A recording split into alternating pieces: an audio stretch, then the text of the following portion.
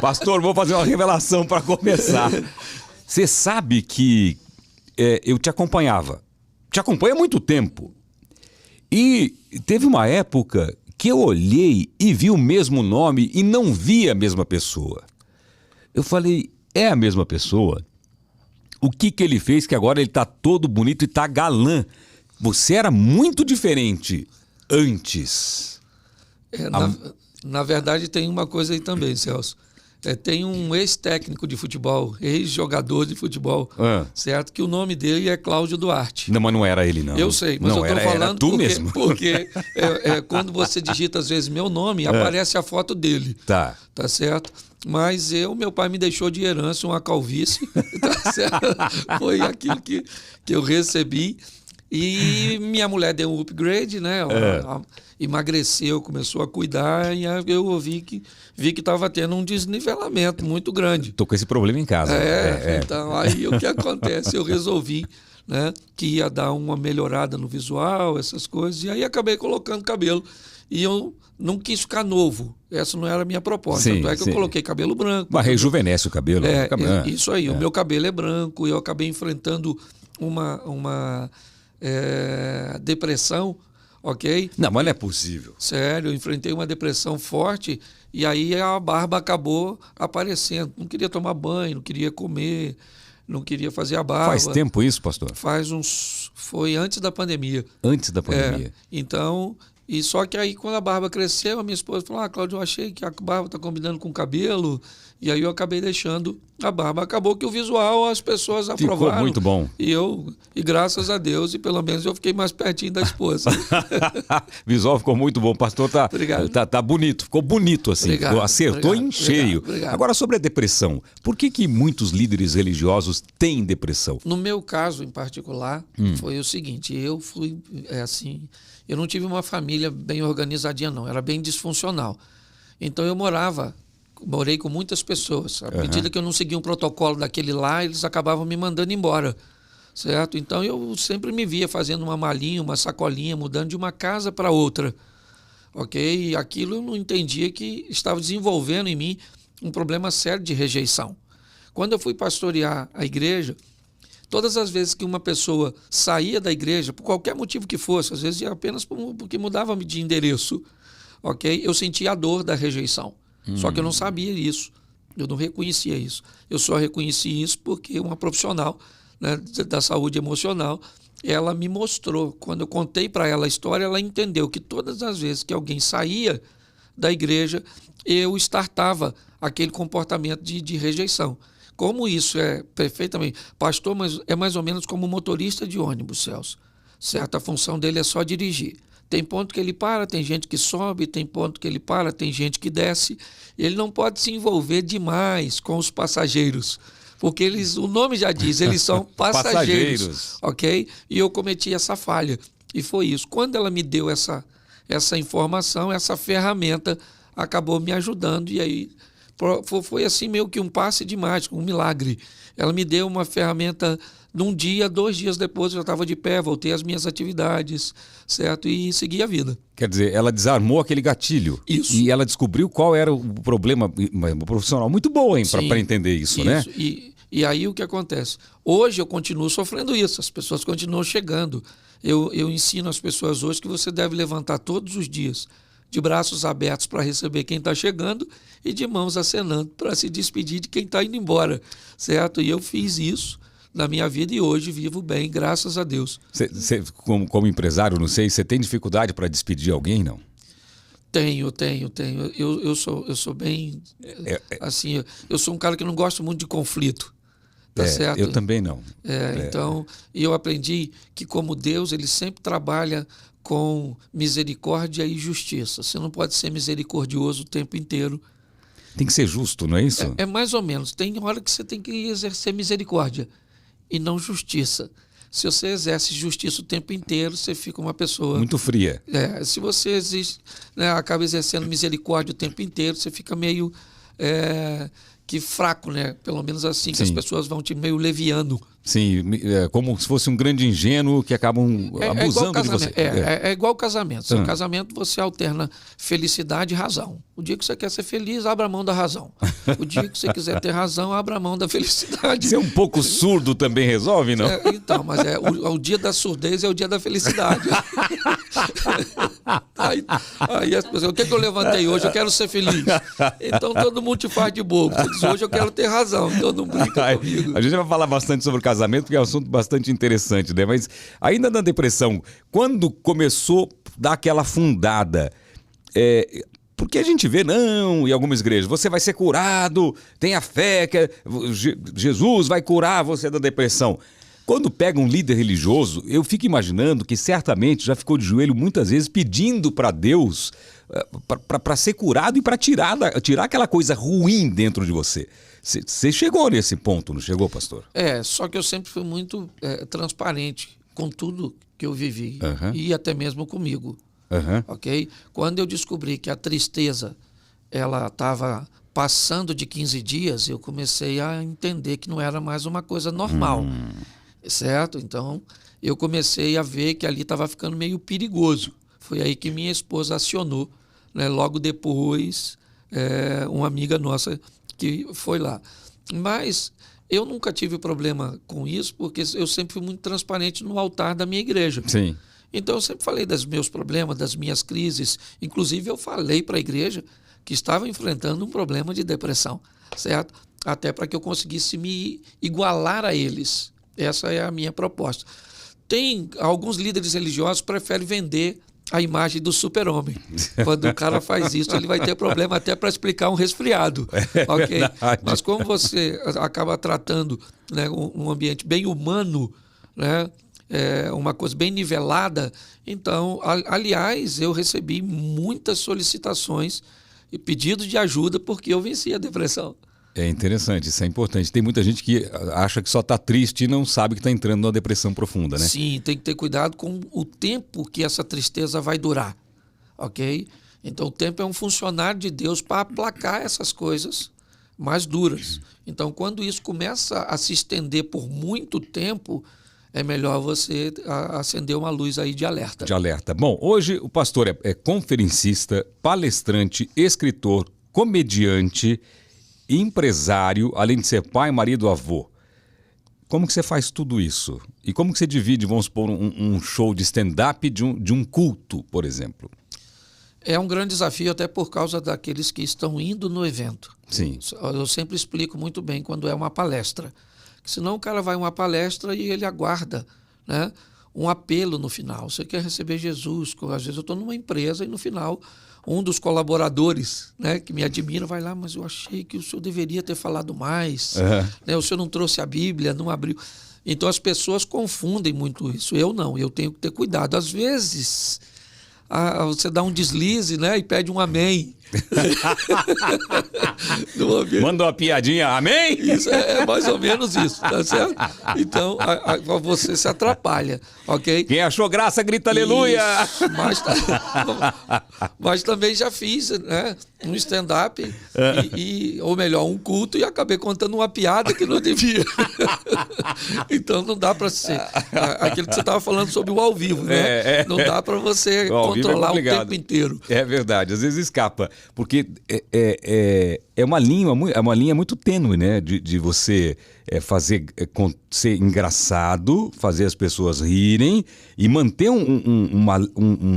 uma linha sem sair do que é o propósito, né? Eu imagino isso. Você no altar da igreja, que deve ser super complicado isso. Mas a cabeça vai aprendendo, não vai? Sim, depois de um tempo você pega o jeito, né? Exatamente, o cérebro já sabe.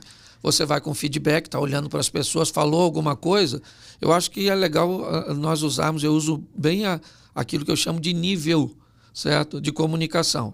Eu vou subindo de nível, se quem está me ouvindo, ok, me der liberdade para subir. Sim, entendi. Então eu contei uma piadinha, eu vi que o pessoal recebeu bem, eu vou para a próxima. Se naquele ambiente, certo? Se eu vi que eles rejeitaram, é dali para baixo. Dali para baixo. Então eu vou fazendo isso. Porque falar de casamento na igreja, você tem que falar de sexo. Não abertamente, mas você usa um jeito para falar que é interessante, né? Que você consegue passar a sua mensagem, as pessoas acham divertido e elas acabam assimilando aquilo de uma maneira positiva para a vida delas, né? Na verdade, eles nem deveriam se sentir desconfortáveis, porque quase não fazem mesmo. Na verdade, o assunto não deveria nem incomodar. A gente quase não usa isso, então por que se sentir incomodado? Mas é uma quebra de tabu muito. Na verdade, dinheiro, política, sexo, ainda são assuntos bem demonizados ao longo do tempo, certo?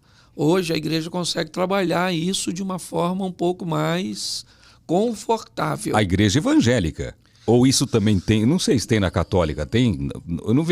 Eu não vi nenhum padre assim, com esse timing, com essa leveza de falar desses assuntos na igreja católica. Talvez eles falem isso e solicite que não haja filmagem, não haja nada. Uhum. Eu acredito que falem sim. Tá certo? Num ambiente um pouco mais reservado. Sim. E não permitindo, porque às vezes para a imagem de um padre é muito desafiador, sim, certo? Falar disso. Então, mas eu acredito que eles tratam sim, porque a Igreja Católica faz um trabalho bem legal no que diz respeito a casamento e se faz, tem que tratar a parte de sexualidade. E já teve alguma reclamação após um culto de pastor, aquela piada, aquelas mais fervorosas, eu não gostei muito? Já teve? Já teve bastante. Qual foi a brincadeira que gerou isso? Lembra? Eu lembro uma vez que eu estava ministrando, durante as ministrações, eu ministrei 20 minutos só falando de sexo. E aí um senhor levantou e disse bem alto, falou, o senhor não acha que o senhor fala muito sobre esse assunto? E eu falei assim, o senhor tem quantos filhos? Eu já era um senhor de idade. Ele falou assim, eu tenho 8. Eu falei, pois é, meu senhor. Eu falo e o senhor fala. Aí ele sorriu meio sem graça, sentou e a gente seguiu. Mas, assim, quem vai fazer algo novo, Celso, precisa estar preparado com um nível, né, de rejeição. Okay? O que a gente precisa fazer é descobrir se essa rejeição, primeiro, okay, ela é verdadeira, se não é uma coisa particular, tá certo? Nós trabalhamos com regra. Então, quando a aceitação ela é bem maior, você não pode deixar de fazer, porque tem um grupo pequeno que não gosta, até porque sempre vai ter. Então, eu tenho sempre muito cuidado com isso. Mas já vi, uma vez eu fui ministrar uma palavra que não tinha nada a ver de sexualidade, eu falava da nudez do casal, certo? Então, quando Deus criou homem e mulher, ele cria os dois nus. E a palavra nudez ali não está só falando a nudez física, também emocional. Todas as vezes que uma mulher consegue ficar nua diante do marido, certo? Não vestindo suas emoções, falando tudo que sente, expondo tudo, isso fecha a porta para o mal agir. Então eu falei que o marido e a mulher têm que andar pelado. Essa era a minha tônica, essa nudez. Quer fazer alguma coisa de intimidade? Converse os dois. Quer comprar alguma coisa? Não gostou disso, certo? Lida com isso de uma forma bem franca, bem nua, bem transparente. Mas aí dá dupla interpretação. E no final também, um senhor falou assim, o senhor é muito pornográfico, que eu tenho que ficar o tempo inteiro pelado na frente da minha mulher. Aí eu falei, bom, aí não vai dar, né? Deixa quieto. Ele já se imaginou com o troço balançando para lá e para cá, o dia todo na frente da mulher. Mas era, na verdade, se despir das emoções, de tudo. O importante não é o que você fala, é o que o outro entendeu. Que você quis dizer. Isso é muito complicado. E as redes sociais hoje, bem difícil, né? Tira uma frase do contexto, aí pronto. Como que você lida com a internet hoje? Aliás, você é muito querido nas redes sociais, né? É muito repostado, retweetado. Você tem problema de hater na internet? Pouquíssimo, porque eu não respondo. E todas as vezes que eu sempre respondo buscando entender a dor de quem fez a crítica, certo? Então, por mais que eu tenha que me controlar, a Bíblia diz uma coisa muito interessante. Você precisa de sol para governar o dia e lua para governar a noite. Essa expressão fala, o sol governe seus dias bons, quando você estiver ganhando, quando você estiver bonito, quando você estiver num carro legal, quando você emagrecer, quando você... Controle-se, tenha governo para o dia. Aliás, o astro do dia é maior do que o da noite, porque pessoas se perdem mais durante o dia do que durante a noite, tá certo? Mas quando escurecer, também tenha governo, tenha lua para a noite, tá certo? Quando o dia for ruim, quando a palavra que te lançaram foi uma palavra que te feriu, então eu sempre procuro manter o governo, tá certo? Independente, elogio ou crítica... Eu me mantenho, tá certo? Mas é lógico que fere. Mas aí eu, às vezes, procuro humor. Esses dias o cara ouviu uma mensagem minha e postou que eu era o anticristo. Pô, você deve ser o anticristo. Aí eu falei, pô, cara, eu não sou não, nem tanta influência eu tenho assim. Mas se talvez realmente eu seja o anticristo, provavelmente você deve ser a besta e a gente está tudo certo. E aí... Então ele não sabe se eu estou falando sério, se eu estou brincando, sabe? Sim. Então o humor é sempre uma rota de fuga. Sim, sim. Tá certo? Mas é lógico que machuca. Machuca? Machuca. Mas todas as vezes que você discute com alguém, Celso, se esse alguém de projeção é menor que você traz a ele para o seu nível. Certo? Sim. Se ele é maior que você, ele te leva para o nível dele. Tem duas coisas que eu uso assim. Um é um conselho uma frase da minha mãe, e a outra que eu li na internet. Quem te irrita te controla, né? Sim. E a outra, para os elogios, a minha mãe sempre diz, é uma frase que ela fala: filho, quando ouvir um elogio, pensa internamente, há sinceridade nisso? Então é para você realmente botar o pé no chão. Você ouve, muito obrigado, e pensa, há sinceridade nisso? Por que te elogiar? Boa palavra. Não é? Boa palavra. Você receber um elogio, faz bem pro ego, tal. Mas você tem que analisar, né? Por que estão fazendo? Será que nas costas a mesma definição, o mesmo elogio, né? A mesma apreciação? Não sei. Às vezes acaba o culto e eu vou para casa e as pessoas dizem, nossa, pastor, que palavra fantástica. O senhor pregou muito. Eu entro no carro, minha mulher diz, Cláudio, pelo amor de Deus. Foi ruim demais, meu filho. Você tem que orar mais. Em qual você acredita? Não, pode ter certeza que eu acredito na minha mulher. É exatamente isso. Ela é a única que pode falar, né? E esse conselho da minha mãe é bom para você manter o pé no chão. Claro. Porque se o cara começa a te elogiar muito, inflar muito o ego, o cara começa a se achar e você fala, pô, quando você bota essa frase, fala, será que é verdade mesmo? Então, eu uso muito. E minha mãe, uma pessoa com 97 anos, já tem uma vivência Sim. que pode dar muitos conselhos, né? É verdade. Agora, você era pedreiro, isso é verdade? Eu trabalhei de pedreiro em São Paulo. Eu fui motorista, balconista, pedreiro. Eu já naveguei aí já. Nasceu onde? Eu nasci no Rio de Janeiro. Sou carioca, sou flamenguista, moro em Xerém. Ei, Xerém, você é vizinho do Zeca Pagodinho. O Zeca promove bastante lá, né? Mandar um beijo pro Zeca Pagodinho. Beijo, Zeca. Gente boa. Gente boa demais. E como veio para São Paulo? Eu tenho uma prima que mora aqui. E uma época eu fiquei sem trabalho lá e vim para cá. E aí o primeiro emprego aqui foi? Eu trabalhei de pedreiro. Pedreiro? Isso aí. Ainda sabe mexer na colher, Bastante. rebocar uma parede? Sim. Eu ainda mexo. Mexe ainda? Eu trabalho com... Né, tem umas obras que eu faço por lá, com a minha turminha que trabalha. De vez em quando eu estou lá ajudando, mexendo em alguma coisa. Né? Não dá para pegar mais nada pesado, mas... E você já era divertido? Não. Não? Não, porque, como eu te disse, como eu tive esse problema de sair dos lares, né? Quando eu falava uma palavra, eu fazia alguma coisa que não era o protocolo daquele lá, eles me mandavam embora. Então, depois de um tempo, eu descobri que falar era perigoso. Então, eu fiquei introvertido. Tá certo? Só que quando eu me converti em 92, aí apareceu esse cara que eu não conhecia, que começava a fazer piada de tudo. Comecei tudo, eu vi alguma coisa engraçada, certo? E isso só foi desenvolvendo, e eu comecei a ver na Bíblia muita coisa que dava para tratar com bom humor. Eu vim de uma escola onde o conhecimento era muito forte, os caras eram muito bons no conteúdo que tinha, mas muito ruim na didática de aplicação. Sim. Então, acabava das reuniões, é como se eu olhasse espiritualmente para o chão e visse que a maior parte do alimento que ele entregou estava ali. Então, eu descobri que eu podia pegar aquilo que era muito bom, reciclar e devolver às pessoas de uma forma mais fácil. E foi isso que o humor acabou me dando a oportunidade de fazer. Obviamente, Deus, certo? Mas através do humor. Você acha que foi uma dádiva? Sim, eu acho que sim, Celso. Foi algo que eu desenvolvi, é lógico. Sim. Ok? Mas foi uma dádiva. Deus me deu uma oportunidade. Eu acho que foi uma oportunidade. Porque a Bíblia é um livro de oportunidade. Tem 2 ladrões na cruz. A oportunidade está para os dois. Ok? Ela é a mesma. A distância provavelmente ela é a mesma. Sim. Certo? Um estava na esquerda, outro na direita e pronto. Mas a distância era é a mesma. Mas o Salvador estava no meio. Por que ele salvou um só? Porque ele aproveitou a oportunidade. A Bíblia diz que o sol nasce para todos, a chuva também. Então, algumas pessoas aproveitam oportunidades e outras acham que nem tem porque não conseguem perceber. Aliás, aproveitando esse assunto, eu fiz uma pergunta já para algumas pessoas, inclusive para um padre, e o padre não teve uma resposta. Eu entrei no Instagram esses dias e um cara contou uma história interessante de um milagre. Ele falou que o pai dele foi diagnosticado com metástase e o médico disse o seguinte: você tem 2 semanas de vida.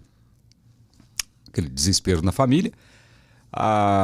O pai ia morrer, 2 semanas de vida, e a filha, a neta, né, dessa pessoa que estava condenada, né, desenganada pelos médicos, sonhou, uma criancinha, sonhou e acordou no café da manhã e disse: papai, sonhei com o vovô e o vovô está curado. Aquilo balançou a família, o avô voltou no médico e falou: quero fazer exames. O cara falou: não é hora de lutar, é hora de aceitar. Não, mas eu quero insistir, fizeram exame, ele não tinha nada, estava curado. Então aconteceu um milagre. Um cara muito sério contando isso na internet.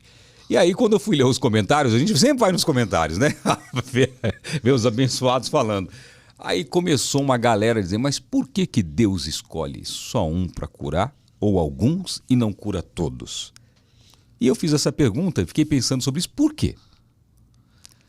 Olha, essa é uma pergunta que você não tem. Não tem resposta. Não tem resposta. Ninguém vai poder te responder isso.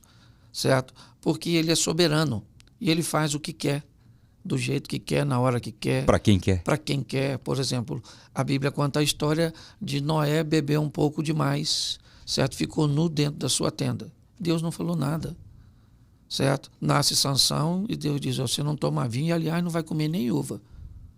Então, os dois eram servos de Deus, certo? Um faz algo aqui que o outro sequer pode chegar perto aqui, porque o relacionamento com Deus é muito particular, muito individual. Outra coisa que é bom nós ressaltarmos é que para Deus ninguém morre.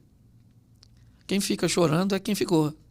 Entende? Então, eu sempre digo, a morte é ruim para quem fica. Exatamente. Então, Deus, por que você quer que... hoje sua mãe tem 91 anos, é isso? 97. 97. Se ela tiver 120...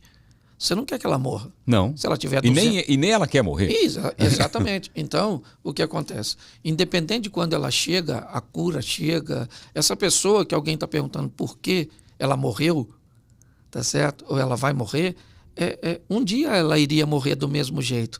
E alguém iria estar fazendo essa mesma pergunta. Ok? Então, a grande questão é que as pessoas morrem para pessoas, mas não morrem para Deus. E ninguém vai sensibilizar a Deus não entendendo. Deus diz: eu sei que você não me entende. Há uma diferença muito grande entre eu e você, certo? Você tenta me entender, certo? E não consegue. Eu consigo te entender e está tudo certinho. Então... Mas isso é uma palavra muito confortadora para quem perde alguém.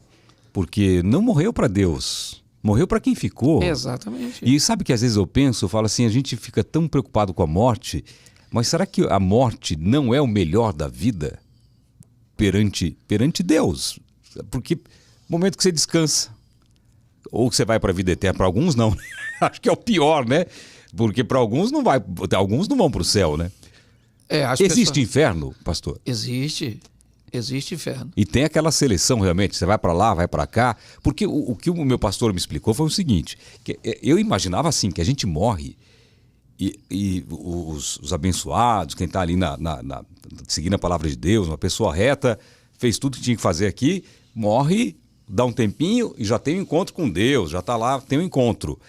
Não sei se é assim, mas me falou que não é assim. Que vai ter o dia disso e que vai demorar? É mais ou menos assim, não? É mais ou menos assim. Nós temos, a Bíblia diz o seguinte: agora vejo por espelhos um enigma, mas um dia verei face a face e eu conhecerei como eu sou conhecido. Certo? Então, nós ainda estamos vendo na Bíblia um enigma, é meio que codificado, ok? Não é tão claro quando, como... mas nós temos algumas informações que nos norteiam. Sim. Tá certo? A Bíblia fala que existem 2 vidas, tá certo? A primeira é essa que nós vivemos aqui no corpo, tá certo? A segunda vida é a vida eterna, a vida da alma. Você morre a primeira vez quando o espírito sai do corpo. O sistema elétrico vai embora e aí o corpo, o espírito volta para Deus, é o que diz a Bíblia, o corpo vai para o pó, porque do pó veio para lá vai. Sim. E aí quem fica? A alma, certo? Como diz um ditado africano, na luta entre os elefantes, quem se lasca é a grama. Então, na verdade, na luta entre o espírito e a carne, o alvo aí é a alma. A segunda morte é quando essa alma se separa de Deus. Ok? Então é isso que nós falamos. No que diz respeito a ir para o céu, não há meritocracia. Então ninguém vai para o céu porque merece ir para o céu. Ah, é? Não. É graça, é um favor que você... O que você faz é lutar com todas as suas forças, ainda que não consiga, certo? Para se afastar ou diminuir o máximo possível, certo? Do que a Bíblia condena como pecado na sua vida. Então você nunca se torna santo. Você simplesmente aceitou o processo de santificação. Entendeu? Entendi. Então o que acontece é que seus pecados começam a ser menores, se eu poderia dizer assim, certo? Porque Sim. quem mente peca do mesmo jeito que quem adultera. É mesmo peso? Ué, não é tudo pecado? Se você parar para pensar, o pecado é a mesma coisa. Pecado, não tem uma balança de pecado? Não tem balança de pecado, tá certo? Porque senão eu posso dizer, beleza, eu não adultero. Aliás, eu acho que esse é um problema que vai dar na fila do inferno. Pessoas se justificando de que foram para lá, mas não foi por motivo tão ruim assim, entendeu? Vai ser aquela... Você está aqui por quê? É isso aí. Não, porque eu adulterei outro. Não, eu só menti, eu contei mentirinha. Exatamente, isso aí. Então não vem falar que nós somos igual, não. Tá certo? Mas o que acontece é o seguinte, não tem meritocracia. Então é graça, é um favor que você não merece. Você só resolveu entrar num processo de santificação, onde a cada dia que passa, você se torna mais parecido com Cristo, diminuindo, né? Ele não cometeu erros e nós vamos diminuindo nossas margens de erros e os intervalos de nossas quedas começam a ser maiores. Nossos delitos são menores e os intervalos são maiores. Entendi. Isso é santificação. É uma purificação. Isso aí. Isso você faz. Ok. Mas o que te faz entrar no céu é o reconhecimento de uma dívida que Cristo pagou por você. Por isso que você precisa da fé. Entendeu? Entendi. É isso que te faz entrar. Mas é porque tá coligado. Aquele que me serve, certo? É aquele que escuta as minhas palavras. Certo? Então você vai aqui. Ou você vai falar, fulano acha que é perfeito. Eu não acho que sou perfeito. Eu não acho. Agora, tem muita gente que se caminhar comigo vai dizer, pô, o Cláudio peca onde? Certo? Porque eu estou há 32 anos andando com Jesus. Sim. Tá certo? Então, nesses 32 anos, eu tive que ir evoluindo. Certo? Fui espaçando algumas coisas, vai purificando. É como uma água se estivesse passando num grande filtro. Você vai olhar, por exemplo, algumas pessoas fora da minha casa, elas vão me ver num nível de santidade. Meus amigos vão me ver em outro. Minha família vai me ver em outro. Então, hoje, quem é capaz de enxergar meus pecados com mais clareza é quem convive comigo no cotidiano. Então, minha esposa ainda pode falar algumas coisas, mas lá fora pouco se vê, porque ao longo do tempo eu fui me santificando. Entendi. Então, santo eu nunca vou me tornar. Sim. Tá certo? Mas eu vou me santificando, eu vou diminuindo os intervalos dos meus erros e vou também fazendo com que as intensidades desses delitos sejam menores. Entendi, compreendi. Agora, eu gostei de uma frase. Conhecerei como sou conhecido. Olha só, isso é muito profundo isso. É 1 Coríntios capítulo 13, certo? Agora eu vejo por um espelho um enigma. Mas então eu verei face a face e conhecerei como eu sou conhecido. Uau! Entendeu? Então, é essa questão. As pessoas tentam entender aquilo que não é para entender no momento. Se a Bíblia diz que não é para entender, não é para entender. Aliás, até dizem que não... é citado isso na Bíblia, que não pode se falar muito ou pensar sobre a morte? Não fala nada disso, não tem nada disso. Não tem. Você é capaz, você é livre para questionar, não tem problema. Você pode questionar. Você já questionou Deus? Eu já. Porque tem algumas coisas que às vezes confusas para a gente entender. Você pede sabedoria. Certo? Sim, você tem que Por exemplo, ô Celso, vamos imaginar a Arca de Noé, aquilo que a maioria é bem básico, né? Os animais grandões vindo, aquela coisa toda, a arca toda compartimentada, cheia de jaulas para prender, mas a Bíblia nunca disse isso. E ela disse que tinha que ser um casal. E se Noé era um cara tão sábio, ele entenderia que para que botar jaula se eu posso praticamente nivelar todos os carnívoros e herbívoros quando nascem, se eles são mamíferos? Eu coloco todos eles juntos, certo? O que faz com que nenhum ofereça perigo para o outro. Eles comeriam menos, sujariam menos, não precisariam compartimentar, caberiam mais lá dentro. E o milagre que nós precisaríamos é que o leite da búfala, da vaca, amamentasse todos os mamíferos. Tá certo? Que não seria nada difícil para um Deus que é capaz de tirar azeite de uma botija, sim, multiplicar o leite da vaca. Então a gente acaba, sabe? Mas eu já me perguntei muita coisa e ao longo do tempo você vai amadurecendo a sua mente, vai buscando estar mais perto do autor desse livro. Que a melhor maneira de se entender um livro é conversando com o autor. Sim, certo? É verdade. O autor é o Espírito Santo. Então, tem coisas que eu viajo para Israel e pergunto, porque são coisas bíblicas que eu vou aprender o contexto histórico, ok? Cultural. Certo. Eu estive em Israel 2 vezes e no Muro das Lamentações eu fiz as minhas orações e fiz alguns pedidos. E o último pedido que eu fiz, assim, eu tenho uma irmã, que é a minha irmã mais velha, que ela é uma fumante compulsiva há muitos anos, assim. Era um atrás do outro, acendia um no outro e era impossível parar de fumar. E eu pedi que desse ânimo para que ela parasse de fumar, que ela tivesse determinação. E quando eu voltei, começamos a conversar com ela e tal, e ela parou de fumar. Olha. Eu falei, tem alguma coisa a ver? Não sei, mas eu acho que lá tem uma conexão... não sei se tem isso, né? Você está num local que é mais sagrado, que é onde tudo aconteceu... Tem uma conexão mais forte? Não tem? Na verdade, não. Não tem, não existe? Não, o local mais forte da conexão, não.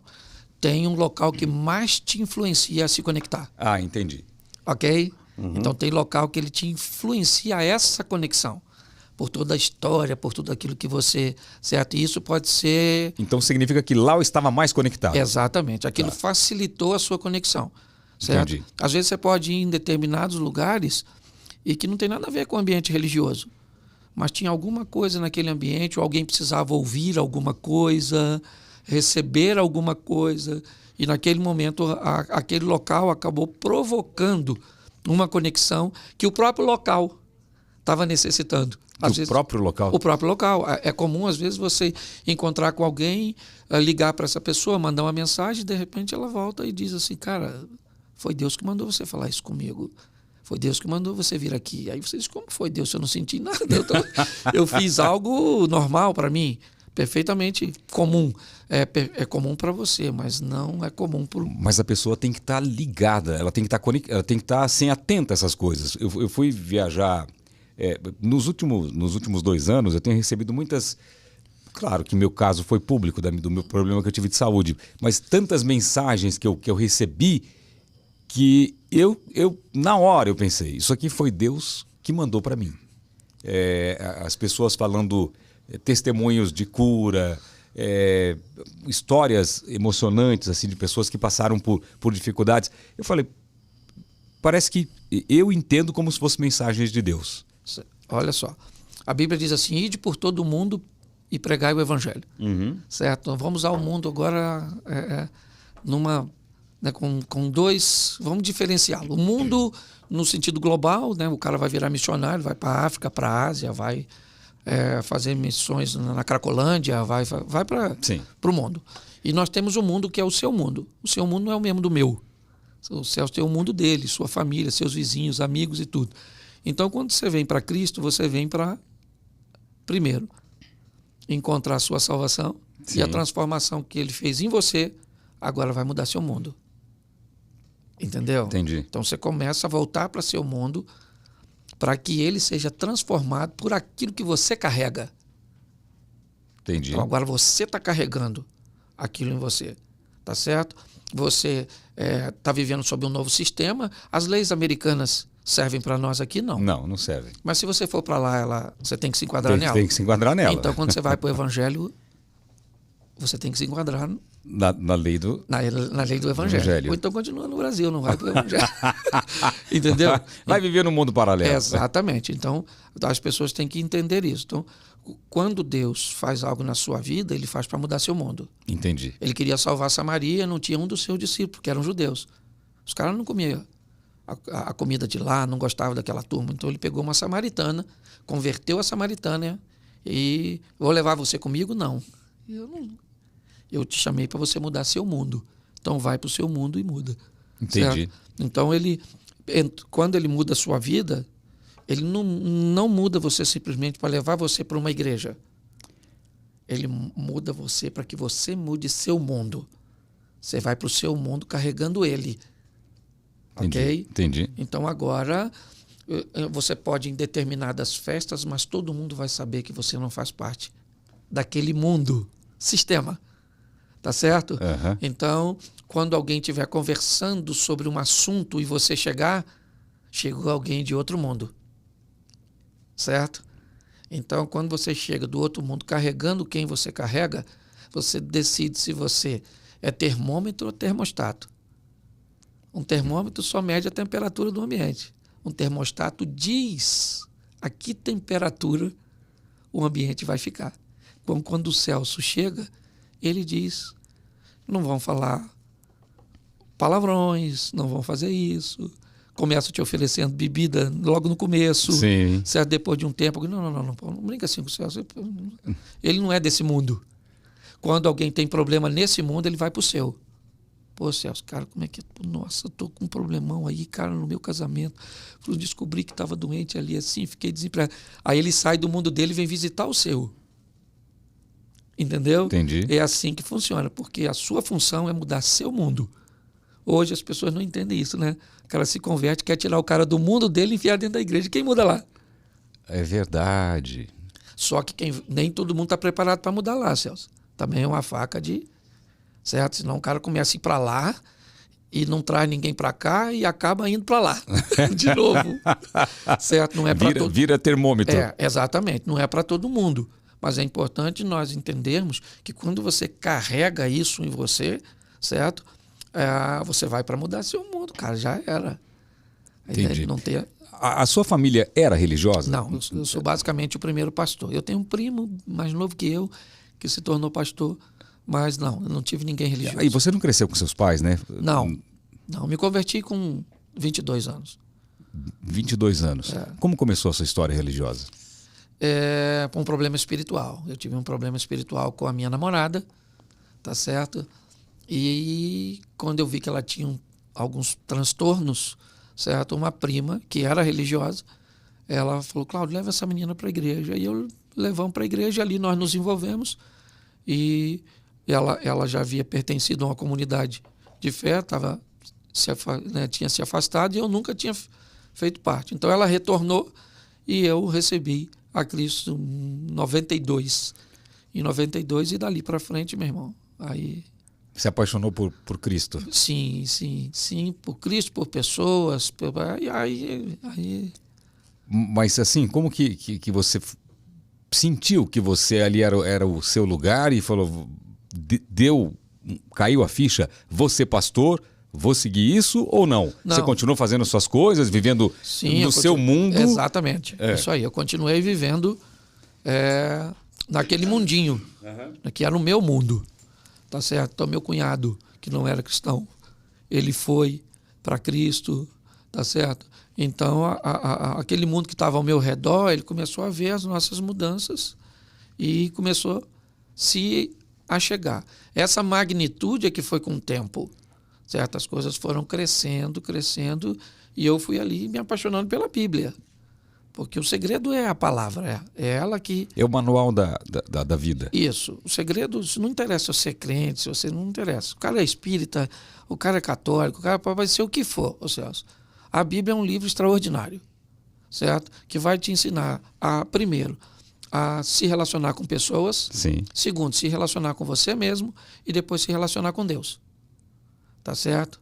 Então, o relacionamento mais desafiador de pessoas, porque ele é a base, tá certo? Ele te ajuda a se relacionar com você mesmo e com Deus.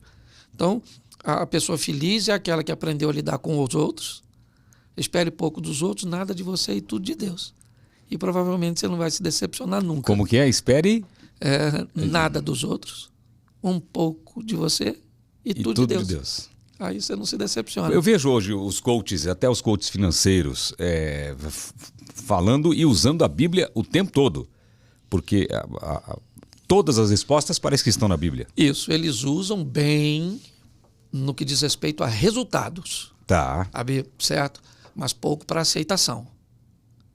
Ok? Se aceita é diferente de ter resultado. Tá bom? Usar um exemplo bíblico, talvez fica fácil para todos. O Moisés está conduzindo o povo para sair do Egito e o povo tem sede. Ele precisa de resultado. Água. Então ele vai falar com Deus, Deus diz, dá uma pancada na rocha que eu vou fazer sair água da rocha. Tá certo?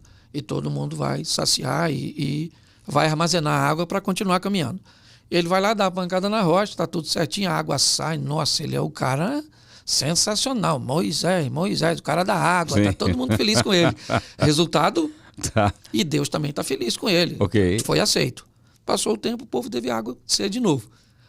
Moisés foi lá e falou assim, o povo está com sede de novo. Ele falou, agora você vai à rocha, mas ao invés de tocar na rocha, você só vai falar com ela, porque aquela rocha simbolizava Cristo. Ela não pode ser ferida 2 vezes. Entendeu? Então agora você não precisa. Você só fala com a rocha. Só que Moisés estava preso no modelo mental anterior. Se tinha dado certo lá, por que eu vou falar? Eu dou uma pancadinha, porque na outra pancadinha você viu. O que ele fez? Foi lá e deu uma pancada. A água saiu, o povo bebeu, o povo está feliz. Moisés. Resultado extraordinário. Mas aí Deus tira ele do grupo, bota no privado e Deus diz, o que foi, Moisés? Ele falou, o que foi o quê? Saiu água. Saiu água. Ele disse, pois é, você teve resultado, mas sem aceitação. O mundo do coach tem sido bom em motivar as pessoas a alcançarem resultado.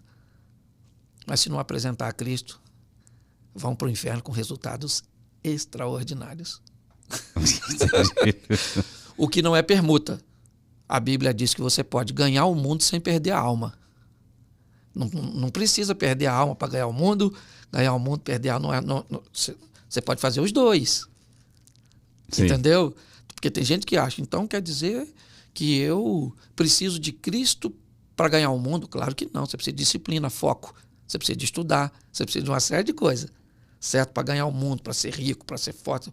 O grande problema é que quando essa partida terminar, ok? Como diz os chineses, acabou a partida de xadrez, se você é um peão ou um rei, você vai para a mesma caixa. Então, quando acaba tudo isso, Celso, certo? Ao máximo que a pessoa vai é com você até o cemitério. É verdade. E aquela passagem que diz que é mais fácil um camelo passar no buraco de uma agulha do que um rico entrar no reino dos céus. Lucas 18. Tá. Ok?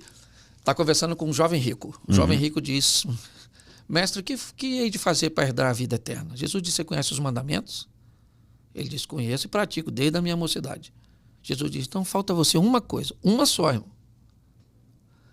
Vai, vende tudo que tu tens, dá aos pobres, terás um tesouro no céu, depois você vem e me segue. Ok? Ele não fez, ele não gostou. Ele não quis abrir mão do material. Não. Jesus estabeleceu uma régua e ele disse, eu não gostei dela. E Jesus disse para ele, entre aspas, não em palavras, se você não gostou, isso não é um problema meu. Eu não vou baixar a régua para te agradar. Para te agradar. A régua está aqui, se você quiser entrar, vamos embora. Se não quiser, Lucas 18. No 19, ele entra na casa de Zaqueu, um velho rico. No 18, jovem rico. Sim. No 19, velho rico. O problema não é a riqueza, é a imaturidade. Entendeu? Na casa de Zaqueu, Lucas 19, ele diz, hoje veio salvação a essa casa. Mas o cara é rico, não é mais fácil passar um camelo do que um... Entendeu? Então ele está dizendo, o problema não é a riqueza, é a imaturidade. O dinheiro é um excelente servo, mas é um péssimo senhor. Caramba, hein? Caramba. E hoje você é de qual igreja, pastor? Posso falar você ou não? Claro, Tem que falar com Senhor. certeza, não. Você se sente bem falando Senhor? Não gosto, não, rapaz. Eu prefiro você, que eu fico mais novo. Você é de qual igreja, pastor? Bom, deixa eu falar direitinho, Tá. sou de formação metodista wesleyana, uma escola fantástica que me recebeu, onde eu me converti. De seminário, eu sou batista, ok? Fiz a escola batista e hoje eu sou pastor de uma igreja independente, chamada Projeto Recomeçar, lá no Rio de Janeiro, em Xerém. Projeto Recomeçar. Recomeçar. Só tem uma igreja? Só. Então, e você faz pregações lá? Toda quarta e domingo, normalmente. Toda quarta e domingo? Ontem eu estava viajando, tirei Sim. uns diazinhos, né? Mas domingo, por exemplo, eu tenho 2 cultos, um às 18 e outro às 20. Então quem for lá vai ver o pastor Cláudio Duarte pregando. Isso aí. E sempre com bom humor, ou tem dias que você é mais... Né, tem dia, né, irmão? Depende. Na verdade, meu humor depende do humor da minha mulher, Celso. O dia que ela tá bem humorada... Aí eu também tô, certo? Mas aí é só se fazer de surdo. Como que é o negócio da razão lá? Quem tem razão ser feliz? Na verdade, razão e felicidade. Você tem que alternar. Qual que é o nome da sua esposa? Desculpa, eu não Mary. sabia. Mary. E Isso. ela te acompanha o tempo todo? Acompanha. E ela faz pregações também? Também faz. Também faz. Faz. Mas você já a conheceu na igreja? Não. Não, nós, assim, Xerém é um local bem pequeno, né? Então eu a conhecia lá e depois a gente acabou se relacionando, mas já conhecia antes. Agora, o nome da igreja é Recomeçar. Por que tem esse nome? Projeto Recomeçar. Projeto Recomeçar. Porque nós entendemos que não podemos mudar o passado, mas podemos influenciar o futuro. Entendi. Então, fazer com que as pessoas refaçam as coisas, porém, agora de forma diferente. Explicamos que como algumas hepatites, ok? A pessoa fica curada, mas nunca mais pode doar sangue. Então a gente explica que tem pessoas que fizeram coisas no passado que as descredenciam a viverem coisas no futuro. Uau! Entendeu? Tem coisas que você faz no passado que você pode consertar e lhe permite voltar. Tem como consertar? Tem coisas sim. É como se você... Algumas coisas, não todas? Não todas. Tem coisas... Mas, por exemplo, que coisas que pode falar sobre isso? Que não pode... Que alguém fez no passado e que não tem credenciado para fazer? Por exemplo, eu trabalho com família. Alguns tipos de divórcio. Entendi. Alguns tipos de divórcio, biblicamente, não dão direito ao indivíduo a casar de novo. O divórcio, na Bíblia, é um pecado? Não. O divórcio não é pecado. Não é pecado? Não. O pecado é um novo casamento incorreto. Ah. Por isso é que as pessoas precisam entender que, biblicamente, a única saída de verdade do casamento, ela é para baixo. Entendeu? Então é melhor pensar antes de entrar, porque... Entende? Então, eu sei que hoje, com o humanismo ateísta, essa visão do homem no centro de tudo, mas eu não mereço ser feliz? Bom, merece, é lógico que você merece. Agora, você não precisa casar para ser feliz, nem para fazer sexo, você precisa casar. Você não morreu, você precisa de ar, você precisa de água, você precisa de comida, você precisa de sono. E isso, se você não tiver, você morre. Sexo, não. Entende? Então, tem coisas que descredenciam. Por exemplo, um camarada, ele divorciou, enfrentou um divórcio, e eu tenho um ministério na igreja de casais. Ele vai poder trabalhar, dar aula, mas ele não vai ser o líder desse ministério, porque aquilo que ele vivenciou lá atrás o descredencia para viver outras coisas lá na frente. Se as pessoas acham correto ou não, eu não posso negociar com elas. Eu posso negociar com elas meu carro, minha casa, sim, né? Mas eu não posso negociar com elas os valores de Deus. Vamos falar da Telecena agora. A Telecena é o título de capitalização que mais deu prêmios no Brasil. Um dos títulos de capitalização que mais deu prêmios no Brasil. 1.300.000 pessoas já ganharam. 1.300.000 sortudos já foram premiados. É por isso que você tem que comprar a Telecena de primavera. Aliás, tem mais de 50.000 prêmios. No Ganhe Já, que é o Rapa Tudo lá, se você achar 3 números iguais, você ganha na hora ali até R$10.000. E vou falar uma coisa para você. Pegar a Telecena, raspar ali e achar 3 iguais é muito bom, né? Então compre a Telecena, você pode comprar pelo app, pode comprar nos Correios, você pode comprar nas casas lotéricas, comércio local, mas eu recomendo que você está vendo já esse programa aqui, o Pode Ser, que você compre online. É só baixar o aplicativo da Telecena. E tem mais, hein? O que é bacana é o seguinte, não é só quantidade não, tem muito prêmio alto, olha só que bacana. No quadro Mais Pontos, Pela Boa, Menos Pontos e Mais Pontos, que vai dar R$ 1.600.000. É muita grana, hein? É para mudar a sua vida. E todo domingo tem sorteio de uma casa. Já pensou você ganhar uma casinha e sair do aluguel? Mas tem que acreditar, né? Tem que comprar. Então compre a sua Telecena. E mais, no sorteio regional tem aí sorteio de 5 carros zero por semana. A Telecena está surreal e está brotando prêmios da Telecena. Então, vá até a Lotérica Correios para você garantir a sua e, se preferir, você pode comprar pelo app sem sair de casa. Compre a Telecena de primavera e concorra a milhões em prêmios. Telecena, vamos falar do casal que você reconciliou. Como que foi essa história? Na verdade, eu vou fazer o seguinte, não vou usar o nome. Ok? Chama de Celso. Tá. Não, na verdade...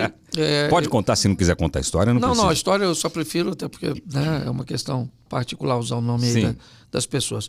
Mas um amigo havia se divorciado, ok? Ele acabou tendo uma queda e divorciou-se. E ficou sozinho nessa situação. E aí ele me procurou, eu falei, cara, fica comigo um tempo e eu vou casar você de novo, só que eu vou casar você de novo com a mesma mulher, nós vamos recuperar esse negócio. E fizemos um trabalho, né, que durou um bom tempo e ele acabou, né, conseguindo reconquistar a confiança, a admiração, né, pelo menos inicial da esposa, e eu acabei tendo o privilégio de casar esse casal de novo, e aliás esse foi um dos motivos da igreja se chamar Recomeçar. Porque nós começamos a dar oportunidade a pessoas. Quanto tempo ele ficou separado? Eu acho que uns 2 ou 3 anos, acredito. É bastante tempo. Eu acho que isso. E depois desse tempo todo... Está casado, hoje é pastor, bem casado, família reconstruída, graças a Deus. Que maravilha. Quais são os conselhos que o pastor mais dá para os casais? Aprenda a lidar com conflito de interesse. Talvez esse seja um dos maiores problemas. Tem diferença casal novo, casal já velho, como teve a diferença lá da imaturidade da Bíblia, do dinheiro, né? Tem diferença também? O casal novo tem algumas reclamações mais constantes e o casal velho, não aguento mais ele não liga mais para mim. Quais são a maioria das reclamações que o pastor ouve? A maioria das reclamações é que o outro precisa mudar. O casal tem muita dificuldade de entender que para atingir 100% basta que um mude 50%. Tá certo? Então, se um muda 50%, o outro muda 50%, a somatória dos dois... 100%. Dá certo. O grande problema é que uma parte não quer mudar nada. O defeito sempre está no outro. Exatamente. Certo? Mas a imaturidade ainda é um dos maiores adversários do casamento. Imaturidade. Não tem a ver muito com idade, não. Porque tem homem de 50 que é uma criança. Isso aí, exatamente. Você vai conversar, eu na minha sala, eu tenho um baleiro com pirulito. Aqui tem um docinho, pode comer. Isso aqui é para comer, viu, pastor? Então, eu tenho lá também. Quando um casal chega, às vezes me pede um conselho, eu não dou, eu dou um pirulito, dou uma paçoca, diz, pode comer, vai embora, que melhora isso aí. Porque é tanta infantilidade, Sim. Ou então... é aquela questão da recompensa, é aquele comportamento de foca. Eu faço desde que me dê um peixinho. Entendi. Tá certo? Então as pessoas querem sempre uma recompensa imediata. Elas não querem fazer nada para melhorar a médio e longo prazo. Então, aí eu vou fazer isso e ele vai fazer o quê? Eu vou fazer isso e ela vai fazer o quê? O que eu ganho por fazer isso? Entendi. Tá certo? Então a gente acaba ajudando as pessoas a olharem para si mesmo.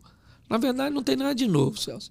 Casamento eu vou hoje, desde as periferias até os alfavilles. É tudo igual. É tudo igual, meu irmão. Não tem esse negócio, né? É complicado. Onde tem um homem e uma mulher... Já falaram que o casamento era uma instituição falida. Isso não é verdade, né? Não. Presta atenção. Casamento não tem problema. Isso é mentira.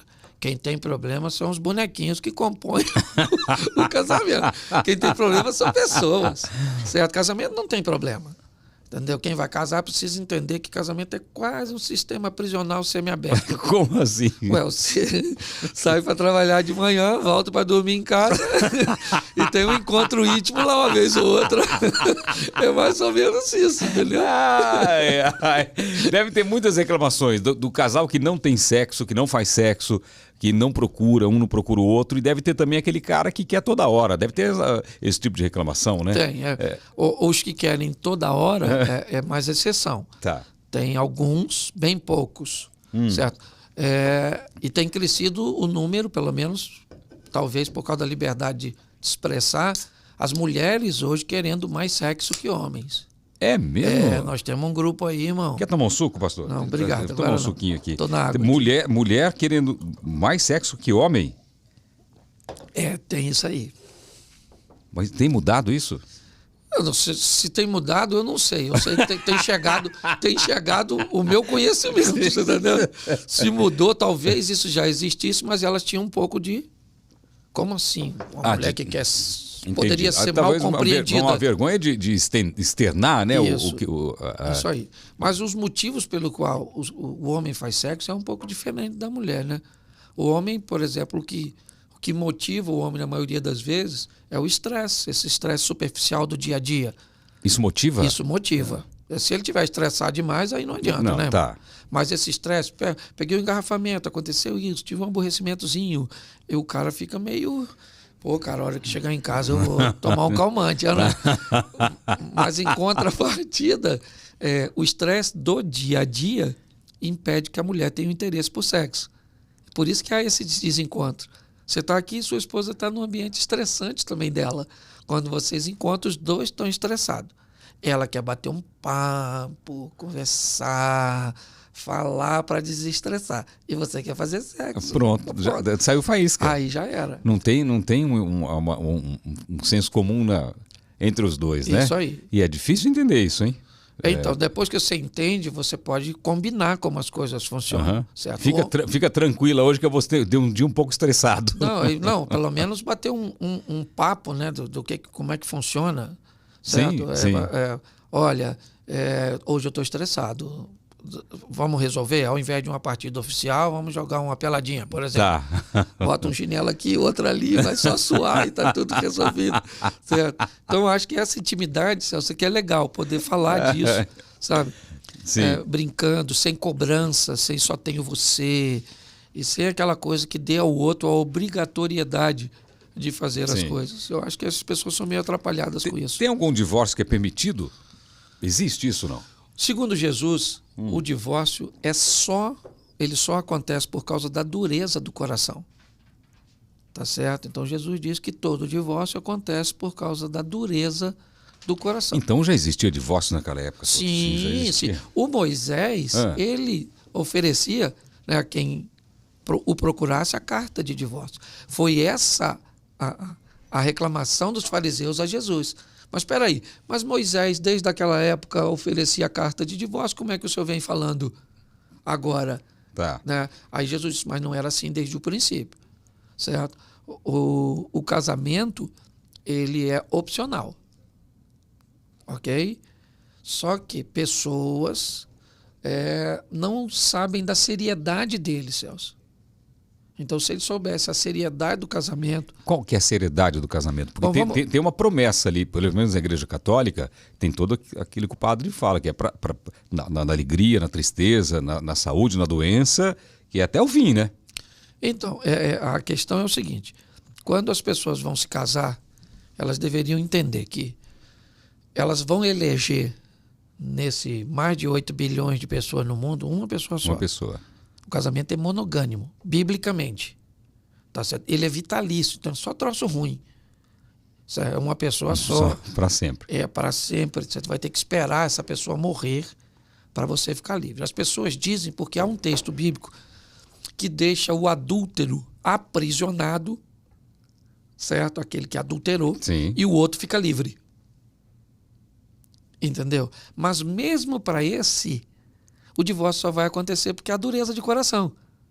O adúltero não quer mudar, a vítima que não quer perdoar, então sempre vai culminar nessa que Jesus questão. disse que é... Dureza do coração. Dureza do coração. Dureza do coração, certo?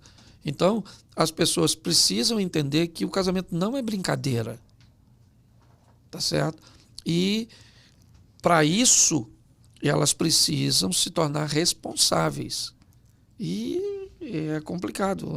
Eu vejo as pessoas com muita dificuldade de lidar com isso por causa dessa banalização. Você já teve crise no casamento, no seu casamento? Claro, eu tenho 32 anos de casado, irmão. 32 anos? Eu já... A pauta divórcio apareceu poucas vezes. Entende? Mas como que você lida quando aparece uma pauta dessa? Ruim assim? Sim, no seu casamento. No meu casamento. Bom, o meu casamento, as crises que ele teve, o maior culpado fui eu. Minha mulher é tranquilona, certo? Tá. Ela é desafiadora, mas ela é muito mais tranquila do que eu. Então, na maioria das crises que nós vivemos, o problema era comigo. Então eu fui me modelando, sabe? Hoje, só em olhar para ela, eu sei se dá para falar. Às vezes eu ligo o tom de voz dela. Dependendo como ela atenda, eu liguei. Atendeu, eu digo, ó, cheguei, Deus te abençoe, tchau. Liguei, atendeu? Ô, querida, tudo bem? Ó, cheguei bem, graças a Deus. E o homem não entende essa história de TPM da mulher, né? Tem cara que entende, que sabe a hora, sabe quando... Tem cara que é desligado, não percebe que a mulher está mais irritada, está mais... Porque tem isso também, não tem? A parte hormonal da mulher é diferente do homem, né? Muito diferente do homem. E a palavra hormônio e demônio é bem parecida, né? Diga-se de passagem. Certo? Então, se o cara... a manifestação é bem próxima, entendeu? Mas tem homem que... Os mais velhos, principalmente, eles tinham muita dificuldade para lidar com isso. Palavras de incentivo, ok? Dizer eu te amo. Os mais velhos, eles foram preparados para resolver problemas, certo? Os mais novos, eles não fazem nenhuma coisa nem outra. Como que você acha que vai ser a futura geração, hein, pastor? Eu fico preocupado às vezes. Claro que no meio a gente não pode generalizar, né? Tem muita gente que você olha e fala, caramba, o que vai ser desse aí, né? Que está vivendo assim... Mas tem muitos jovens bons, né? Inclusive na igreja, não tem? Uma juventude muito forte na igreja? Tem assim, eles são muito promissores, tá, certo? Mas eles são muito voláteis, eles são muito, sabe? Eles são muito líquidos, vamos dizer, essa expressão de, sabe? Esse modelo líquido que tende a contornar tudo e não resolver nada. Entendi. Sabe? Então, eles, na maioria eles querem um mínimo de cansaço possível, um mínimo de estresse possível, tá certo? Qualquer coisa que a tecnologia lhes ofereça para que eles não precisem pensar, eles estão dentro. Ótimo. O problema é que isso vai atrofiando. Vai. Certo? E isso é problemático. E uma geração que só pensa basicamente em si e prazer momentâneo, ele não está preparado para casar, não, irmão. Casamento é uma sociedade, exige prestação de conta. Tem que dizer onde vai, que horas volta, se pode ir, se o outro está com a agenda alinhada com a sua. Comprei. Filhos. Aí é outra fase, irmão. Aí é uma outra. E aí tem gente que é casado, casou com outra pessoa que já é casado, que tem 2 filhos do primeiro e o outro tem 2 do outro, e aí agora eles têm 2 juntos. E já não sabe quem é filho de quem, a hora que tá não sei o quê, você tá entendendo? Aí é os meus, os seus, os nossos. Entendeu? Você não precisa nem do diabo. Aí numa briga ele ofende o que não é dele. Aí pronto. Aí aí você paga o colégio, internet, paga tudo desse aqui. E não paga do outro. Mas não é seu. Entendeu? Uma hora você joga na cara. Aí o aniversário dele, o pai vem, não deu um tostão e pergunta se o filho está gostando da festa. Que é você que está pagando. Fica de olho na sua mulher, que era ex dele, agora está legalzinha porque está feliz, você está tratando bem. O menino ainda fica torcendo para o pai dele pegar a sua mulher, que é para restaurar a família. Então, irmão, é melhor nem conversar sobre isso. Porque... Meu Deus do céu. Mas a gente lida com tudo isso. Com tudo isso, né? E fora que quando o casal que tem um divórcio se separa, é incrível que o amor se transforma em ódio rapidamente, né? Quer conhecer alguém, Celso? Se separe. Diz que ex é para sempre, né? Não, exatamente. Não tem. É igual radiação. Já era. Vai te matar devagar. Uma vez eu fiz uma gravação. Quando eu estava na pegadinha do Silvio Santos, ainda fui gravar no escritório de advocacia. E aí eu perguntei, era especializado em separações, não sei qual que é a especialidade. E eu perguntei para a advogada. Falei, qual que é a primeira frase que a mulher, o homem, diz para você após uma separação? Eu quero ferrar ele ou ela. É assim, o ódio toma conta, né? É algo... eu vi uma história... Isso é a dureza do coração. Eu vi uma história, não vou te afirmar 100%. Vai vender o peixe como comprou. Tá. Mas foi vendido num lugar idôneo por uma pessoa muito idônea. Então eu tenho tudo para acreditar. Tá. O cara estava orando para comprar um carro. Ele queria um Corolla, ele queria um carro, idealizou o carro, tá certo? E ele, um belo dia, abriu lá os classificados de anúncio e tinha um Corolla que ele queria, do ano que ele queria, a R$1. Então ele achou aquilo inicialmente absurdo, ok? É lógico que era um erro de digitação, mas me parece que ele continuou procurando e aquele anúncio persistia. E ele resolveu ligar. E uma senhora atendeu e ele disse, eu vi o anúncio, ela falou, é verdade. Esse carro existe? Existe. Mas o que ele tem? Ele está aqui na minha garagem, vem aqui e veja. Documento em dia, está tudo em dia. E ele foi lá. E ela não dava muita abertura para ele perguntar o porquê. Só mostrou toda a documentação e a disposição que ela estava de vender. Ele viu que estava tudo certo, consultou, comprou o carro. Assim que ele comprou, que aí já estava tudo certinho, ele falou, minha senhora, a senhora me perdoa, mas antes de ir embora eu preciso entender o que é isso. Isso é um negócio surreal. Eu poderia achar que era simplesmente um milagre, porque é o carro que eu queria, eu estava orando. E ela disse, eu vou explicar ao senhor. Meu marido morreu. E na morte do meu marido, ele descobriu que ele tinha uma outra família. Certo? E o juiz disse que metade era da outra mulher. E a única coisa que aquele infeliz deixou foi esse carro. E ela vendeu por R$1. Vendeu por R$1. E pagou em juízo os 50 centavos. Uau. Parece brincadeira, mas é só para você entender onde vai a atitude de alguém que... mediante a esse tipo de situação. Certo? Nessa situação, né, ela queria penalizar o marido, que já não estava mais lá, mas pelo menos era para ela aquela satisfação. Tá certo? Ela penalizou os dois, né? Os dois. Sim, a outra que era... Isso aí. A amante e o marido que já não estava mais aí. Isso aí. Então, é bem complicado esse negócio, Celso. Que coisa impressionante. A cabeça do ser humano é um negócio fora do comum. Hoje eu vi um vídeo na internet, uma fila de jovens, aí estava escrito a favor, em parte contra. E começaram a falar sobre alguns assuntos. Aí falava lá sobre maconha. Aí uns iam para cá, um pouquinho para lá. Falava sobre religião nas escolas. Aí todos iam contra. Aí veio o aborto, todos a favor.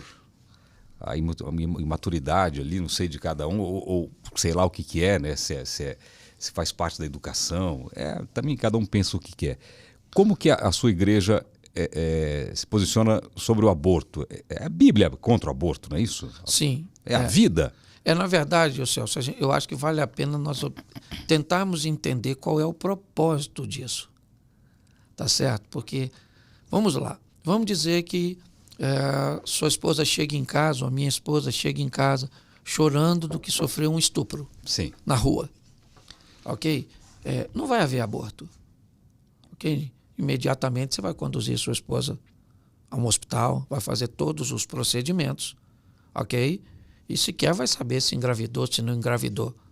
Porque esse fato aconteceu dentro de um ambiente legal, ético e moral. Ok? Então não é para resolver isso que o aborto está. Não é para resolver essa questão. Tá certo? Então, nós teríamos uma criança que está sendo abusada, não pode falar nada porque está sob ameaça de morte. E essa criança acaba engravidando. É outro caso que precisa ser visto. Não dá para ver tudo da mesma forma. Mas também é um número bem pequeno. Ok? Teríamos aquela criança que foi descoberto que estava com uma má formação. Então, a criança sem cérebro, aquela coisa toda que não daria vida nem para a criança e nem para os pais. Outro caso. Eu não estou aqui falando se está certo ou se está errado. Colocaria em risco a vida da mãe, né? Exatamente. Tá. Mas a maioria, irmão, é para resolver problemas de mulheres solteiras, grávidas de homem casado, mulheres casadas, grávidas de homem casado, mulheres solteiras grávidas do namorado. Então a proposta que está aí para o aborto não é para resolver problema nenhum, não, senhor. De verdade, não. Eu não sei se eu posso usar isso, depois você corta se não puder, é para resolver sacanagem. É para resolver procedimentos, certo? Que na verdade não são morais. Entende? Então, como nós estamos, quando vamos fazer isso, nós vamos tirar o prazer, tá certo? De algumas pessoas, então, na verdade, elas estão legislando em causa própria. Porque se a gente pegar os 3 primeiros casos, certo? Talvez não abortaríamos a criança, pegaríamos essa criança, filha de outra criança, iria para um ambiente adotivo, ia ter todo um aparato para isso, tá certo? Essa criança sem cérebro, como é que vai fazer, como é que Mas não é para isso não, é para resolver. Você pode notar, 99% desse negócio é para consertar bagunça de irresponsável. Hoje, em caso de estupro, a lei já tem uma definição sobre isso, né? A proteção sobre isso, não tem? Tem, né? Tem, mas é o que eu estou te dizendo. Não vai acontecer quase nada sobre isso se for feito num ambiente legal. Porque se for estuprador, essa mulher não vai engravidar. Ela vai para casa, ela vai para o médico, ela vai tomar uma pílula, ela vai fazer isso, vai tomar uma injeção. Sequer sabe que está grávida. Então não é para resolver isso não, cara. Entendeu? É para resolver o outro a ponta dessa corda. É que a mulher que vai descobrir que já está com 2, 3 meses, sabendo que a menstruação atrasou e não sei o quê, aquela coisa toda. Aí é para consertar a bagunça, vai por mim. Entendi. Agora, tem um quadrinho aqui que é o Pode Ser Verdade, tem algumas coisas que a gente lê aqui e se for verdade, você confirma e comenta, ou se não for verdade, você fala, não, isso não é verdade. E eu faço um tom de rádio aqui. Pode ser verdade, pastor Cláudio Duarte já foi alvo de crítica após aceitar convite para evento de maçonaria. Teve isso? Verdade. Verdade? Verdade. Eu fui pregar num congresso que era quase internacional, me parece, da maçonaria. Entende? Recebi o convite e decidi ir. Eu fiz algumas ressalvas para ir. A primeira delas é que eu não poderia receber R$1 desse evento, em nada, nem como oferta, nem como nada. Nada. Segundo, eles não pagariam nem minha passagem. Ok, eu só ia ficar no hotel, porque era um hotel que estava feito. Terceiro, eu deveria ter assim a condição de pregar o que eu quisesse. Aquele que me convidou permitiu e eu fui lá e fiz. Agora, eu não sei o que é maçonaria, porque maçonaria, quando eu vejo que alguém fala que é da maçonaria, vira um barulho na internet. Não é um negócio meio secreto a maçonaria? O que é a maçonaria? Eu conheço muito pouco. A única coisa que eu tenho... Também não sei nada de maçonaria. É o seguinte, eu sirvo o Deus que é dono de todas as coisas. Sim. E ele me diz o seguinte, você caminha comigo até quando você quiser. O dia que você não quiser, pela porta que você entrou, você vai embora. Quando alguém me diz que se eu entrar numa instituição e crescer um pouco mais, eu vou ter dificuldade para sair, eu já descobri que ela não é para mim. Ué. Se Deus me dá margem de sair a hora que eu quiser, alguém vai dizer que eu não vou sair? Não cometi crime nenhum, então eu optei por continuar livre. Se é verdade, eu não sei, é o pouco que eu conheço, mas deu um barulho sim, certo? Mas eu achei que aquelas pessoas que estavam lá me receberam muito bem, me deram a oportunidade de falar de Cristo, certo? Para elas. Sim. Tá certo? Fui muito bem tratado. E a missão de um pastor não é levar a palavra de Deus e de Cristo para todos os lugares? Mas ele também tem que ter o cuidado, porque do que ele vai fazer. Eu costumo dizer o seguinte, o importante não é onde você vai, é o que você vai fazer lá. Tá. Tá certo? Então, quando eu entendo que tem uma missão para ser feita, eu vou, certo? Se eu sentir que não tem, pode ser um culto. Você não vai? Eu não vou. Não é para eu ir. E hoje você é convidado para pregar em outras igrejas? Sim. Mesmo que não seja da sua, assim, você pode pregar no Brasil inteiro? Sim, hoje eu tenho assim. Tem algumas denominações que são bem fechadas. Não convidam ninguém. Ok? Então é o modelo delas, não é se está certo ou se está errado. Mas hoje eu vou basicamente Brasil quase inteiro. Todas as igrejas. Todas as denominações. Aliás, agradecer o pastor, porque o pastor estava aqui em Campos do Jordão, veio para cá, já vai para o Rio de Janeiro, vai para Itajaí, não é isso? Não, quem foi para Itajaí amanhã, quem vai é minha esposa. Sua esposa vai para lá. Eu falo hoje aqui, sim, certo? Em Alphaville, amanhã eu falo em São Carlos, no sábado, São José do Rio Preto, no domingo de manhã aqui em São Paulo, no domingo à noite no Rio, e na segunda eu estou de volta em Alphaville. É uma vida... Não é fácil, né? Porque parece que mas é cansativo. Mas é o que eu estou te falando, é questão de propósito. Você tem um propósito, sabe o que está fazendo, ok? Então você não está jogando seu tempo fora. Tá certo? É cansativo, mas eu aprendi uma coisa, você não faz o que quer, você faz o que precisa. É ou não é? Exatamente. Então precisa ser... eu faço o que eu quero. Se você faz o que você quer, você não é livre. Você é escravo. Certo? Como que é isso? Você só é livre de verdade quando você faz o que não quer. Mas o que precisa. Quando faz o que não quer. Então, quem faz o que quer... É escravo do seu próprio desejo. Do seu próprio desejo. Ele é escravo de si mesmo. Às vezes você levanta no horário... Você já teve vezes que você não quis ir trabalhar? Já. Você foi? Fui. Por quê? Porque você fez o que precisa e não o que quer. Porque você é livre. Cara, entendeu? é uma visão diferente isso. Porque se você fizesse o que você quer, Celso, você não seria o Celso. Você não teria chegado onde chegou. É verdade. Você só chegou onde chegou porque você fez muita coisa que não quis. É verdade. Então, entendeu? Eu não tinha pensado nisso. Aí você se libertou. Ok? Entendi. Hoje você é livre. Tá certo? E quando você vai ter lazer? Quando precisar. Quando precisar. Aliás, o Ratinho perguntou para mim...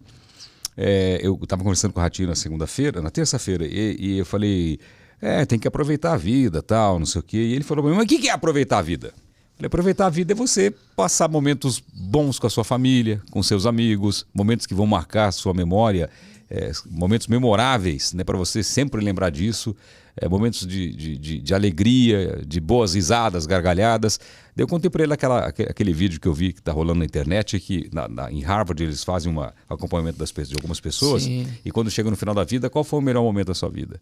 O momento que eu passei dando gargalhadas com os meus amigos. Falei, é isso. Então, é você reunir amigos que você gosta, faz uma viagem de, sei lá, pode ser por uma chácara, mas passar aqueles momentos juntos, que ali vai ter momentos incríveis ali.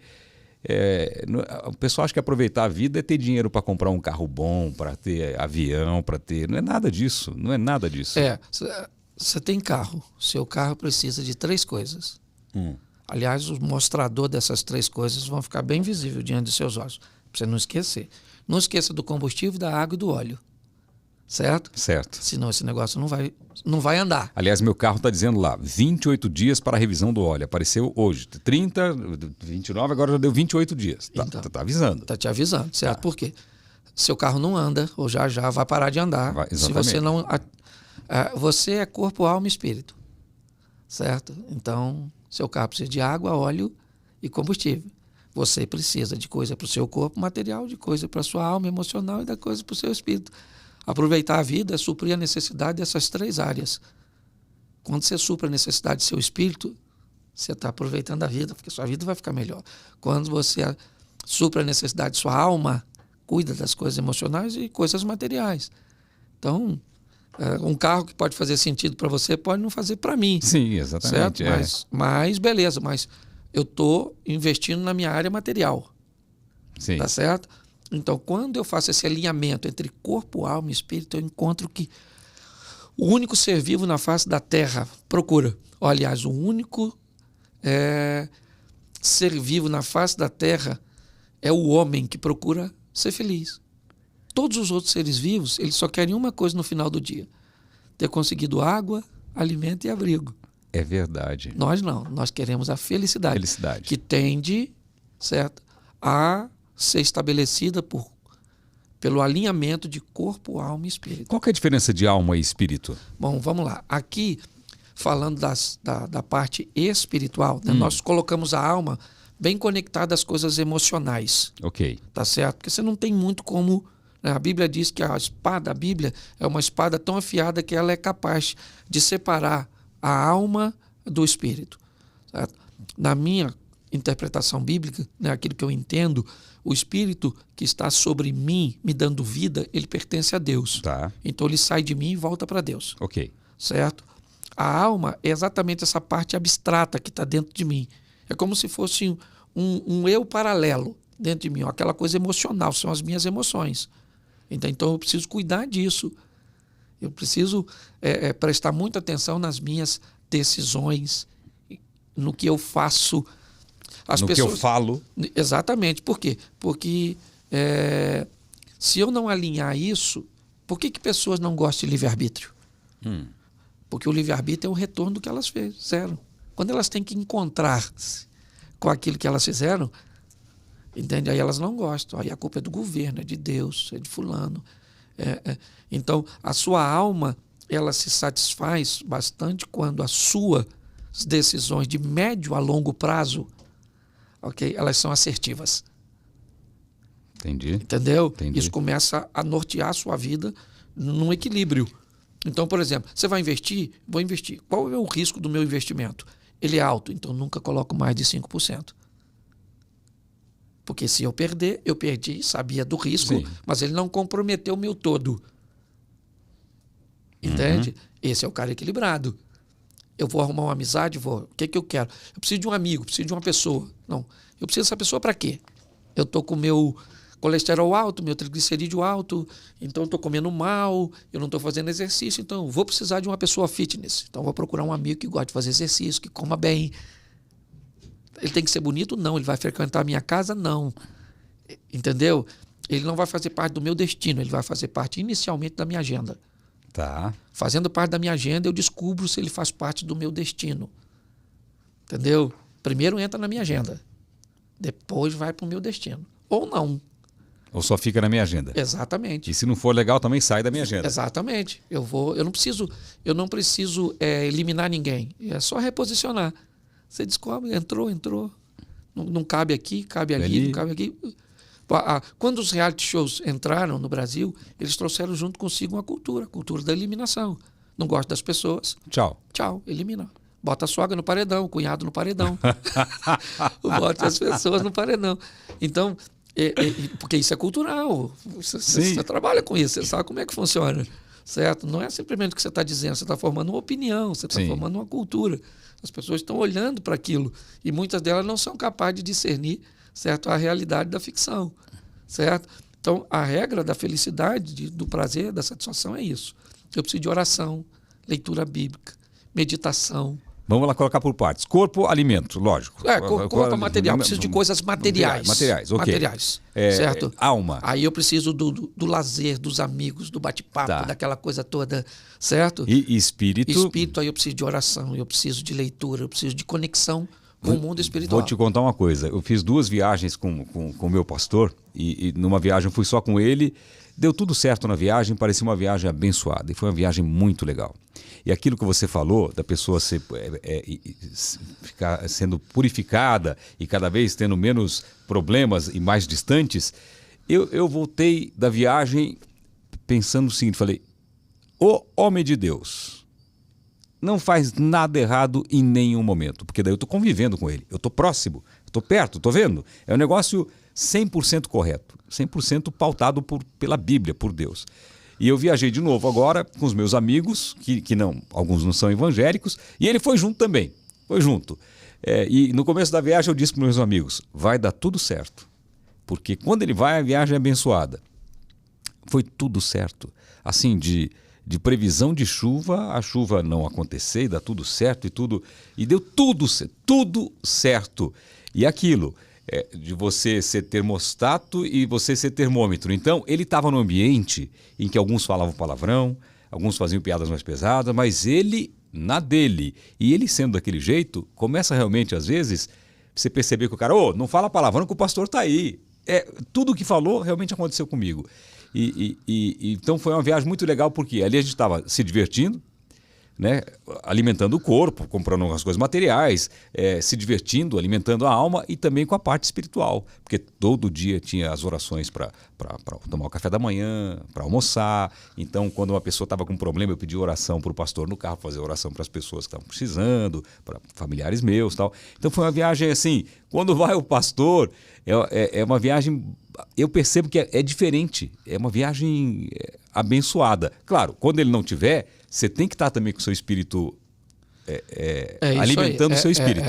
Na verdade, é assim, não é quando vai o pastor, Sim. É quando vai o alinhado. Uhum. Exatamente. Entendeu? Alinhado. Porque quando você usa o pastor, você coloca uma responsabilidade nele. A hora que ele falhar, entendeu? Então, Entendi. que ele estiver desalinhado... Você está convidado para ir na próxima viagem. A hora que estiver desalinhado, entende? Porque o que a Bíblia faz, e isso é muito legal. Se olhar para a Bíblia, ela mostra o erro dos caras que andavam com Deus. Certo? Davi, você vai olhar Salomão, você vai olhar Jacó. Todos erraram, quase todos. Basicamente todos. todos, dos erros mais leves aos mais pesados. O segredo, vamos lá, Judas cometeu um erro, sim. Sim. Pedro cometeu um erro. Sim. Judas vendeu Jesus, Pedro negou Jesus. 3 vezes. Numa escala de valores, o que Pedro fez foi muito maior, porque Jesus morava na casa dele. Uhum. O nível de intimidade entre Pedro e Jesus era muito maior do que o de Judas, Que vendeu Jesus. que vendeu Jesus. Qual é a diferença de Pedro para Jesus? Ficou escuro para os dois. Lembra quando eu falei no começo? Sim. Escureceu para Judas, escureceu para Pedro. O que Judas não tinha de noite? Governo. Tá. O que Pedro tinha de noite. Certo? O mesmo Jesus que perdoou Pedro, perdoaria Judas. Você pode encontrar textos bíblicos falando sérias coisas a respeito daquele que o negaria. Meu irmão, mas Deus quebraria qualquer protocolo desse tipo para perdoar um que está arrependido. Tá certo? Então, a linha dessa história é vida com Deus, Celso. Vida com Deus. Vida com Deus. Alinha essas 3 áreas, por isso que você falou. Se tem coisa material, emocional e espiritual no ambiente, certo? Já era. Levou isso para sua casa, virou paraíso, irmão. Virou Éden. Que maravilha. Que maravilha. Minha casa está ficando muito boa. Sempre foi muito boa, sempre tive paz em casa, mas está cada vez melhor, graças a Deus. Pode ser verdade. O pastor Cláudio Duarte se envolveu em polêmica com fiéis católicos e pediu desculpas na internet. Isso Verdade, rapaz. Eu não sei se algum dia eu fui sábio, mas aquele dia eu levantei com a tolice para tomando conta da minha vida. Certo? Eu fiz uma brincadeira que já tinha feito antes, certo? E não vou repetir ela aqui, não vou dizer claro o que eu que disse. não. Mas quando eu vi o que tinha dito, eu fui assim, bem injustiçado, mas eu fiz. Então, eu acho o seguinte, o que eu fiz não foi tão grave, certo? Mas eu dei margem para as pessoas, né, se aproveitarem. É como se eu risquei a faísca e alguém jogou o combustível. Pronto. E aí eu fui pedir, até porque eu sempre fui muito respeitado pela comunidade católica. Respeitei muito, tenho padres que foram grandes referências para mim, certo? Hoje já não são, eu digo, foram porque não estão vivos, Sim. certo? Mas sempre respeitei muito. Mas aquele dia, rapaz, humorista terrível, né, irmão? Não, o humor é uma coisa. Eu te falei já quando nós nos encontramos aqui para tomar um cafezinho. Eu no meu programa ao vivo eu tô cada dia mais preocupado porque eu sou animador de auditório. Então eu cresci em rádio fazendo humor, programas e sempre com muitas tiradas, tal. Eu fico muito preocupado porque qualquer hora eu vou ter que passar no RH da emissora, porque uma piada que você manda ao vivo não tem como voltar. E às vezes o raciocínio é mais rápido e você sai aquilo e, encaixei mal essa. Já era. Fora o contexto, por exemplo, ontem me mostraram um vídeo meu de eu estava num evento fazendo, e aí eu estava explicando por que é que normalmente alguns homens procuram uma profissional do sexo. E minha proposta era mostrar de que ele não está interessado simplesmente no sexo, mas no empoderamento que ele tem naquele lugar. A mulher vai olhar para ele como um cara, ela vai fazer dele, entendeu? E minha proposta era... Então eu fiz uma brincadeira naquele ambiente, alguém isolou e colocou esse vídeo na internet e eu já estou recebendo algumas críticas. Isso ontem? O vídeo não foi ontem, né? Tá. Que eu gravei. Ontem eu vi pela primeira vez esse vídeo. Já tomando volume. Eu sei que ele vai levar um pouquinho vai me trazer um pouquinho de desconforto. E a minha proposta era mostrar para as mulheres casadas que elas podem agradar o marido de uma forma muito intensa sem precisar fazer sexo com ele. Esse era o meu propósito naquela ocasião. Era a conclusão do assunto. Mas não mostraram isso, não. Não mostraram. Às vezes, por exemplo, você está falando num ambiente e você troca, né? Você não fala mais em primeira pessoa, você está falando de você. Então você diz assim, não, porque eu falei para a mulher, olha, se você fizer isso, está errado. Se o meu marido fizesse isso, alguém foi lá e isolou o meu marido. Entende? Então essa frase, o pastor Cláudio tem um marido, então, ele é casado. Então, tudo que você fala hoje, que é solto, que é conectado, as pessoas têm forma. Tira de contexto. E aí, meu irmão, se você não... Internet é o seguinte, meu irmão, não sabe brincar, não brinca. Eu comecei a fazer uns agradecimentos quando eu fiquei internado, então eu fazia do hospital. Estava lá com um aparelhinho de fundo falando muito obrigado pelas orações, tal, não sei o quê. Eu parei de fazer isso e dar notícias porque as pessoas pegam você no leito do hospital e põem lá, ele está morrendo, ele morreu, ele não sei o quê. Eu falei, mas por quê? Porque você forneceu material. É isso aí. Não de propósito, mas você fez um vídeo Sim. para esclarecer para as pessoas que você está bem. A sua mensagem é que você está bem, mas o cara usou aquele frame, aquela imagem, colocou ali. Eu falei, mas que absurdo. Ele está de olho nos números, né, Celso? Nos cliques. Nos cliques. Então ele coloca... qualquer coisa. Esse dia eu encontrei com a senhora, ela começou a chorar. Me abraçou, não falou nada. E chorando. E eu fiquei sem graça. Aí eu falei, o que houve, meu senhor?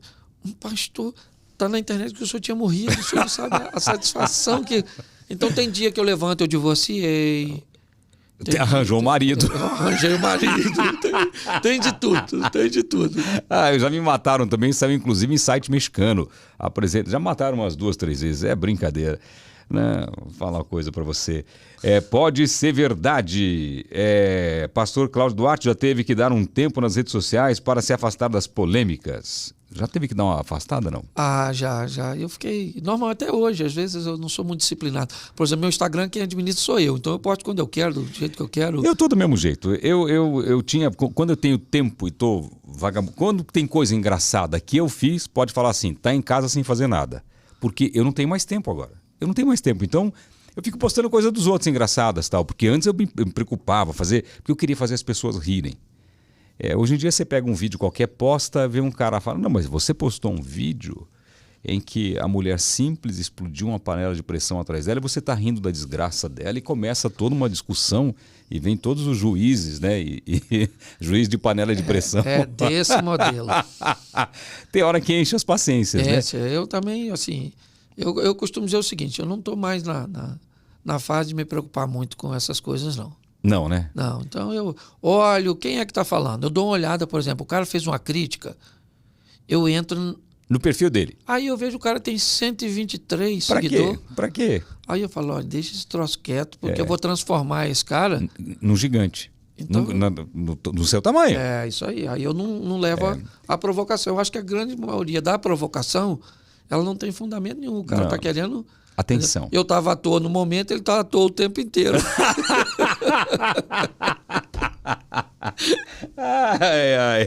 Pode ser ou não pode ser? Ser um solteiro feliz ou um casado infeliz? Isso, verdade tremenda.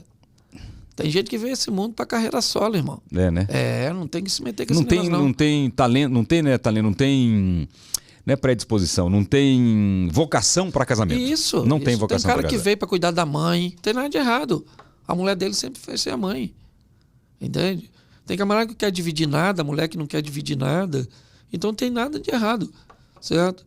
O grande problema nosso é a questão sexual. Sim. Tá certo? Só isso. Certo? Eu não quero mulher e não quero sexo, que isso também está crescendo. Tá. Não quero homem e não quero sexo, beleza, tá tudo certinho. E tem camarada que é feliz pra caramba. Eu, por exemplo, eu me casaria de novo com a mesma mulher. Eu também. Eu não tenho problema com isso. Eu brinco muito falando do casamento, mas meu casamento é extraordinário. E casamento infeliz tem solução? Tem, basta que alguém queira mudar, né? Mudança ceder, né? Por exemplo, as pessoas, o ser humano não muda. Muda. É que a percepção é um negócio muito complexo. Você vê, pessoas que têm mau hálito, eles têm o nariz em cima da boca. Sim, não percebe nada. Não percebe nada. Mas se o outro tiver, sim. Aí de longe ele sente. Exatamente isso. Entendeu? Então, a mudança, o que precede a mudança é a percepção. Então, por exemplo, você pode perceber, primeiro pela avaliação dos outros.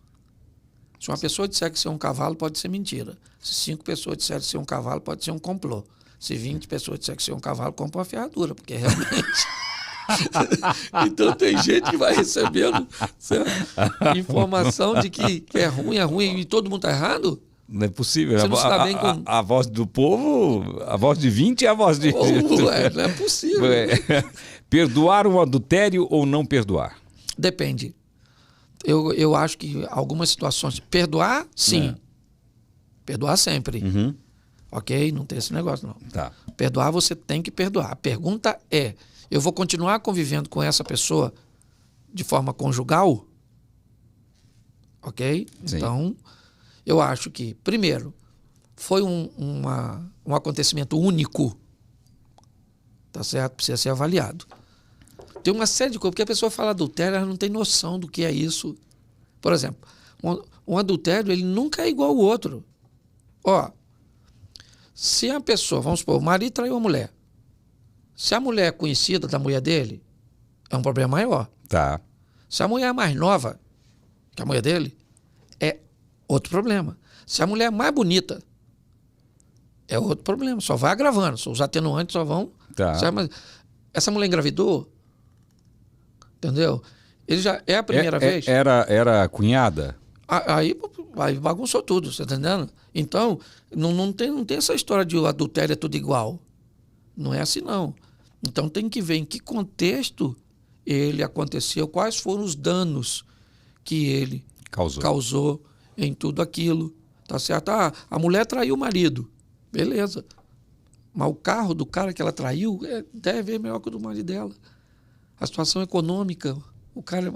Tudo isso, Celso, são agravantes que vão dizer se dá para... É como se fosse uma árvore levando umas machadadas. Conforme o estrago, a árvore vai cair ou pode recuperar essa árvore? É isso aí, exatamente. Isso aí. Então não dá para... Cabe perdão? Cabe perdão.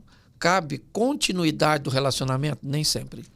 Casar com alguém da mesma religião ou nem casar? Bom, casar com alguém da mesma religião ajuda. Ajuda? Ajuda. Não é sinônimo de garantia, senão a gente Tá. não tinha divórcio. No meio dessa turma, tá certo? Mas ajuda pra caramba.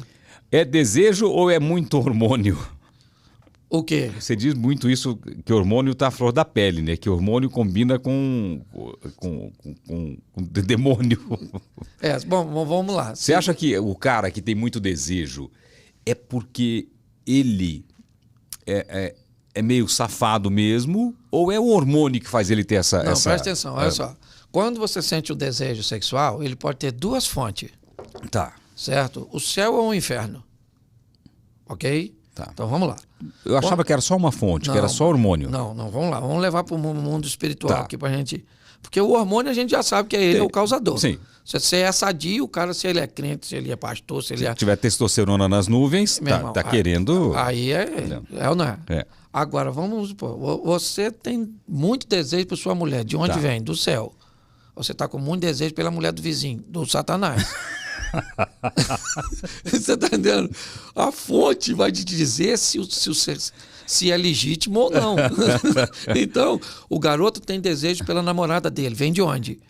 De Deus. Ele é homem, a namorada é mulher, está tudo certinho. Tá. São saudáveis. Agora, se ele vai fazer ou não, aí já sai do desejo. Vai obedecer ou não aquele... Aí é aquilo que a gente falou. Ele é servo ou senhor daquilo que sente. Tá. Ter desejo não é pecado. Não, pelo contrário. Quem botou o desejo foi Deus. Agora você tem que saber... Tá, eu posso ter desejo. Eu olhei a televisão, vi, nossa, eu desejo essa. Não é pecado. Depende. Se você estiver do lado da esposa, é. Não, presta atenção. O Novo Testamento ele veio para dificultar muito a situação. Tá. Porque no Velho Testamento, o pecado era não matar. No Novo Testamento, se você irá contra seu irmão, você já matou. No Velho Testamento, era não adulterarás. No Novo Testamento, se você olhar para uma mulher e cobiçar, você já adulterou. Ah. Então, a salvação ficou mais fácil, porque saiu da lei para a graça. Tá. Mas as regras ficaram mais difíceis. Quer dizer que cobiçar já... Já, então, qual é a receita do... Vamos aqui usar a sua. Tá. Vou usar a linguagem a seu favor. Tá certo? Vamos lá. Vida sexual é igual carneiro do baú. Tem que andar rigorosamente em dia. Se tiver, não existe comida boa para quem tá de barriga cheia. O prato pode ser o melhor do mundo. Não dá apetite. Pode ser o que for. Terminou o serviço, terminou a fome. Antigamente eu comia 2, 3 pratos. Agora... É isso aí, querido. Uma sobremesinha tá me satisfazendo. Nosso brinquedo é de montar. É de armar, né? Ai, seus seguidores pedem muito posicionamento sobre assuntos mais polêmicos assim, não? Não ficam cobrando isso de você. Não Mas cobra. você tem sempre uma posição porque você é pautado na Bíblia, não é verdade? O negócio é o seguinte, eu procuro ser equilibrado. Tá. Apesar das pessoas acharem que o equilibrado ele não tem caráter, não tem... né? Porque hoje está tudo no desequilíbrio. Ou pode tudo, ou não pode nada. Certo? O grande problema hoje não é o que você diz, é quem diz, né? Sim. Tá muito assim, né? E a forma... Hoje existe uma coisa muito poderosa, que é a forma que você fala. O que você fala hoje é menos importante do que como você fala. Se você aprendeu a falar a coisa errada da forma certa, vão te ouvir. E se você fala a coisa certa da forma errada, ninguém te escuta. E às vezes te cancela. Exatamente. Então você tem que ter esse posicionamento, saber o que fala. As pessoas pedem. Hoje, Celso, você não precisa mais de gente para separar a gente. A máquina faz isso.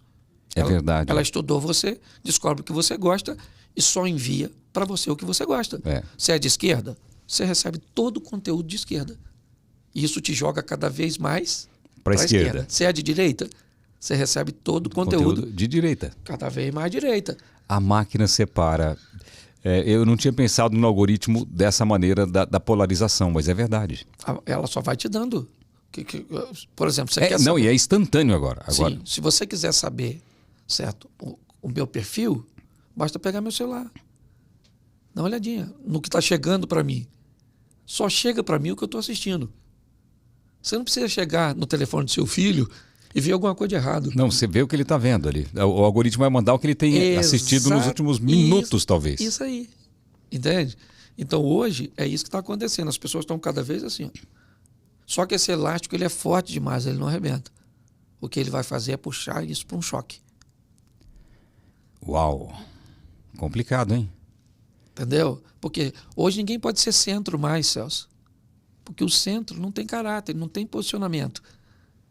Ou faz ou não faz. Não, a gente não pode mais falar assim, bom, gente, vamos avaliar aqui, certo?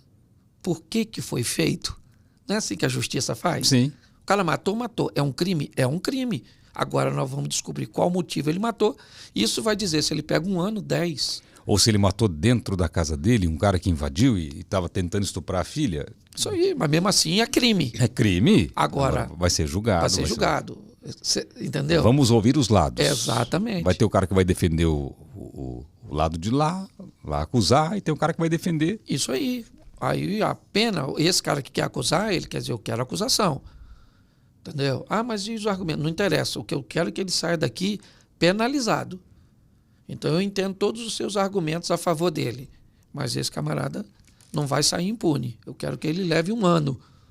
Não, é preocupante. Eu não tinha pensado nessa história de quem está na esquerda, cada vez mais esquerda, porque realmente, você começa a ver alguns vídeos, eu vejo muita inteligência artificial.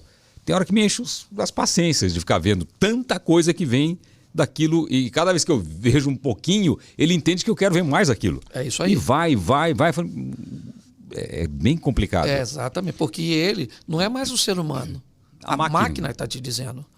É isso que ela está falando. Você pode testar aí. Você pega um vídeo que você entra num vídeo qualquer, explorar no seu Instagram, por exemplo, entra lá num vídeo de... que seja do pastor. Entra lá, ou um vídeo de, sei lá, de natureza. Coloca lá, peixes. E assiste uns 2, 3 vídeos de peixes. Não vai dar 1 minuto, você vai começar a receber no seu feed só vídeo de peixes. Isso aí. Ele vai achar que você é o cara que mais ama peixes. Se você viu um vídeo se você gosta da direita e vê, daqui a pouco é só conteúdo. E vem de tudo, hein? Vem conteúdo que vai te inflamar, que vai te colocar contra tudo, e do outro lado a mesma coisa. Isso aí. Por isso que está tão polarizado o mundo, né? Muito polarizado. Bem complicado. Muito complicado. E essa história do elástico é uma coisa interessante que você falou. Uma hora vai fazer isso aqui. Vai puxar e vai ter um conflito. Você já pregou em país que permite o homem ter mais de uma mulher? Já. E qual país foi? Angola, por exemplo. Angola pode ter? Pode. Eu sou famoso em Angola. Meu programa passa lá. E lá pode ter... Pode. Aliás, agora eu não lembro, não sei se foi em Moçambique, que uma das escritoras mais famosas, não estou lembrado agora, mas era um país ali da África, vizinho a Angola. A escritora mais famosa escreveu um livro defendendo o desperdício que é o homem ter uma mulher só. É mesmo? Fazendo apologia a isso. Porque o homem, por exemplo, olha, normalmente, na regra, você, né, eu digo assim, eu nasci macho e fui treinado para ser homem. Homem é uma coisa, macho é outra. Uhum. Tá certo? Tem homem que não é macho, tem macho que não é homem. Ok? O homem, de onde eu venho, ele foi treinado para resolver, treinado para pegar a bolsa, ele foi treinado para ser homem. Certo? Sim. Esse homem, ele está desaparecendo. Certo? Ele está sumindo. Porque a mulher, cada vez que passa, tem a sensação que precisa menos do homem. Sim. Até porque a solução está muito prática aí para tudo. A Bíblia diz... Deixa eu ver. Eu posso ler, não posso? Pode à vontade. Então eu vou ler para você aqui. Tem um texto no profeta Isaías, se não me falha a memória, capítulo 4, verso 1 diz assim: 7 mulheres naquele dia lançarão mão de um homem, dizendo: nós comeremos do nosso pão, nos vestiremos com as nossas próprias vestes, tão somente queremos ser chamados pelo teu nome. Tira a nossa vergonha. A Bíblia diz que vai chegar um momento em que nós teremos 7 mulheres para um homem. Certo? E a mulher vai falar: não preciso do seu dinheiro, não preciso nada seu. Isso é bíblico, então? É bíblico. Certo? Nós só queremos ser chamada pelo teu nome, nós só queremos ter um homem, porque sumiu tudo, gente. Um homem está do lado do mico-leão dourado para ver só em cativeiro. E está caminhando para isso. Ué, cada dia que passa, nós vemos menos isso. Certo? E as pessoas são muito atrapalhadas quando vão defender, quando não respeitam, quando segregam. Aí vai a extremidade. Entendeu? Sim. Aí vai a extremidade. O cara quer defender de qualquer jeito e tem que ter, porque tem que ter. E o outro diz, ó, não tem. A gente sabe que tem, certo? Mas sabe que não é todo mundo. Entendi. Mas hoje essa linguagem minha já não serve. Porque o equilibrado não presta para nada. Certo? O equilibrado, ele quebra o sistema. Porque ele é educado. Entendeu? Então ele não serve. Porque ele não causa polêmica. Se não causa polêmica, não atrai a atenção do público. Não atrai atenção. É descartável, né? Isso. É descartável. Então, um dos segredos é ser polêmico? Não, né?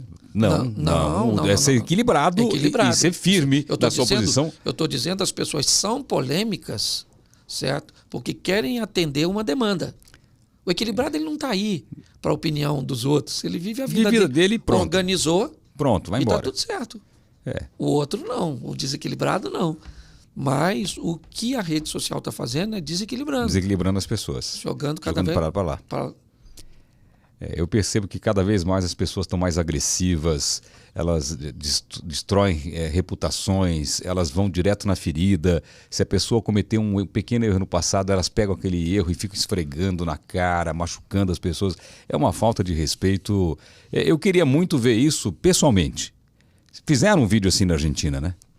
Colocaram as pessoas frente a frente sem saber que aquela pessoa foi agredida, estava ali. Fizeram um vídeo muito forte da internet, que muda tudo quando a pessoa está frente a frente. Atrás de um teclado, eu falo o que eu quiser, né? Aqui no tete a tete, muda tudo, né? Sim. É perigoso pedir foto para postar depois, juntos, para ter curtida no Instagram e no Facebook. Por exemplo, o que acontece? Eu sou pastor de uma igreja, Celso. Então já aconteceu de alguém ir me visitar. O cara ia visitar com uma mulher. A pessoa tirou uma foto com a gente. Eu, claro, estou na minha igreja, vou tirar uma foto. Tirei. Aí, essa mulher que ele estava é a atual mulher dele. Ele ainda nem se separou da outra. Tem uns 2 meses. Certo? Que ele saiu de casa. Já está com outra. Está com outra e foi lá me visitar. E aí a mulher dele vai para a rede social. Que pastor sem vergonha é esse pastor que trabalha com família e tirando foto com meu marido que está com amante? Como que você vai saber? Agora eu estou tendo que pedir certidão de casamento para tirar foto. Que loucura isso! E dos livros publicados? Tem muitos livros publicados já? Na verdade, publicados mesmo, eu tenho 2. Um falando de sexualidade, certo? Aham. E um outro que é falando de casamento em si, sabe? O desafio da felicidade em meio às imperfeições. Aliás, hoje eu estou fazendo também o lançamento dele na AD Alpha aqui. Vai fazer hoje o lançamento? Eu já tenho lançado ele. Né? Ele a felicidade do casamento em meio... Não, qual que é? Casamento, o desafio da felicidade em meio às imperfeições. Estou mostrando que você não precisa ser perfeito para ser feliz, certo? Você só precisa equilibrar essa estrutura. Não esperar do outro que ele nunca disse que iria fazer, né? Esse é uma coisa muito comum. E você colocar o fracasso de alguma coisa, colocar a culpa nos outros, é o primeiro sinal que você é o fracassado, né? Você sempre culpa o outro, né? Sim. É porque é mais fácil de enxergar, né? Existe o ponto cego, que é aquilo que você não viu, porque não conseguia ver mesmo. Sim. Certo? E existe aquilo que, se você enxergar, vai trazer um alto nível de responsabilidade para você. Então, esse você consegue ver, você só não quer. Ele não está no seu ponto cego. Você não quer ver, né? Você não quer ver. Por exemplo, eu nunca perguntei para os meus filhos, assim, numa conversa sincera, o que eles pensam de mim. Assim, dá medo. Sim. Porque pode ser que me machuque muito, né? Sim. Às vezes eu acho que eu sou um grande pai, mas às vezes vem alguma coisa de lá que vai... Mas presta atenção, essa é uma pergunta que a sua mãe provavelmente nunca faria para você. Porque na geração dela não quer saber o que você pensa dela. Ela quer saber que você obedece ela e está tudo satisfeito. Ela criou um padrão e eu vou fazer desse menino um vitorioso. Se ele gosta de mim ou não, o problema é dele. Ele vai vencer e vai vencer e vai vencer. Nossos pais nunca... A mãe nunca perguntou, pô, você me ama, meu filho? Nunca. Nunca, se você me ama, não sei, rapaz. Eu quero saber que o senhor me obedece, que eu quebro você no cacete aqui dentro de casa. E era assim mesmo. Era assim mesmo. Eles nos criaram em cavernas. E nas cavernas que eles nos criaram, nós viramos guerreiros. Certo? Certo. Como guerreiros, construímos palácios. Como palácios, nós criamos nossos príncipes. E nossos príncipes são fraquinhos demais da conta. Pastor, eu preciso agora 3 palavras que comecem com a letra C, que te definem. 3 palavrinhas, pra gente encerrar. Casado. Casado. Isso. Cristão. Cristão. Boa. Consciente. Consciente. Sou consciente, sou casado, sou consciente que sou cristão. Fechou com chave de ouro, hein? Casado, cristão, consciente. Te definiu muito bem. Obrigado. Legal, muito bacana. Pastor, muito obrigado. Eu que agradeço. E você abriu um espaço na sua agenda para vir aqui no Pode Ser. E aqui vai uma recordação. Uma recordação singela do nosso programa, simples do nosso programa. Obrigado. Começa com C também.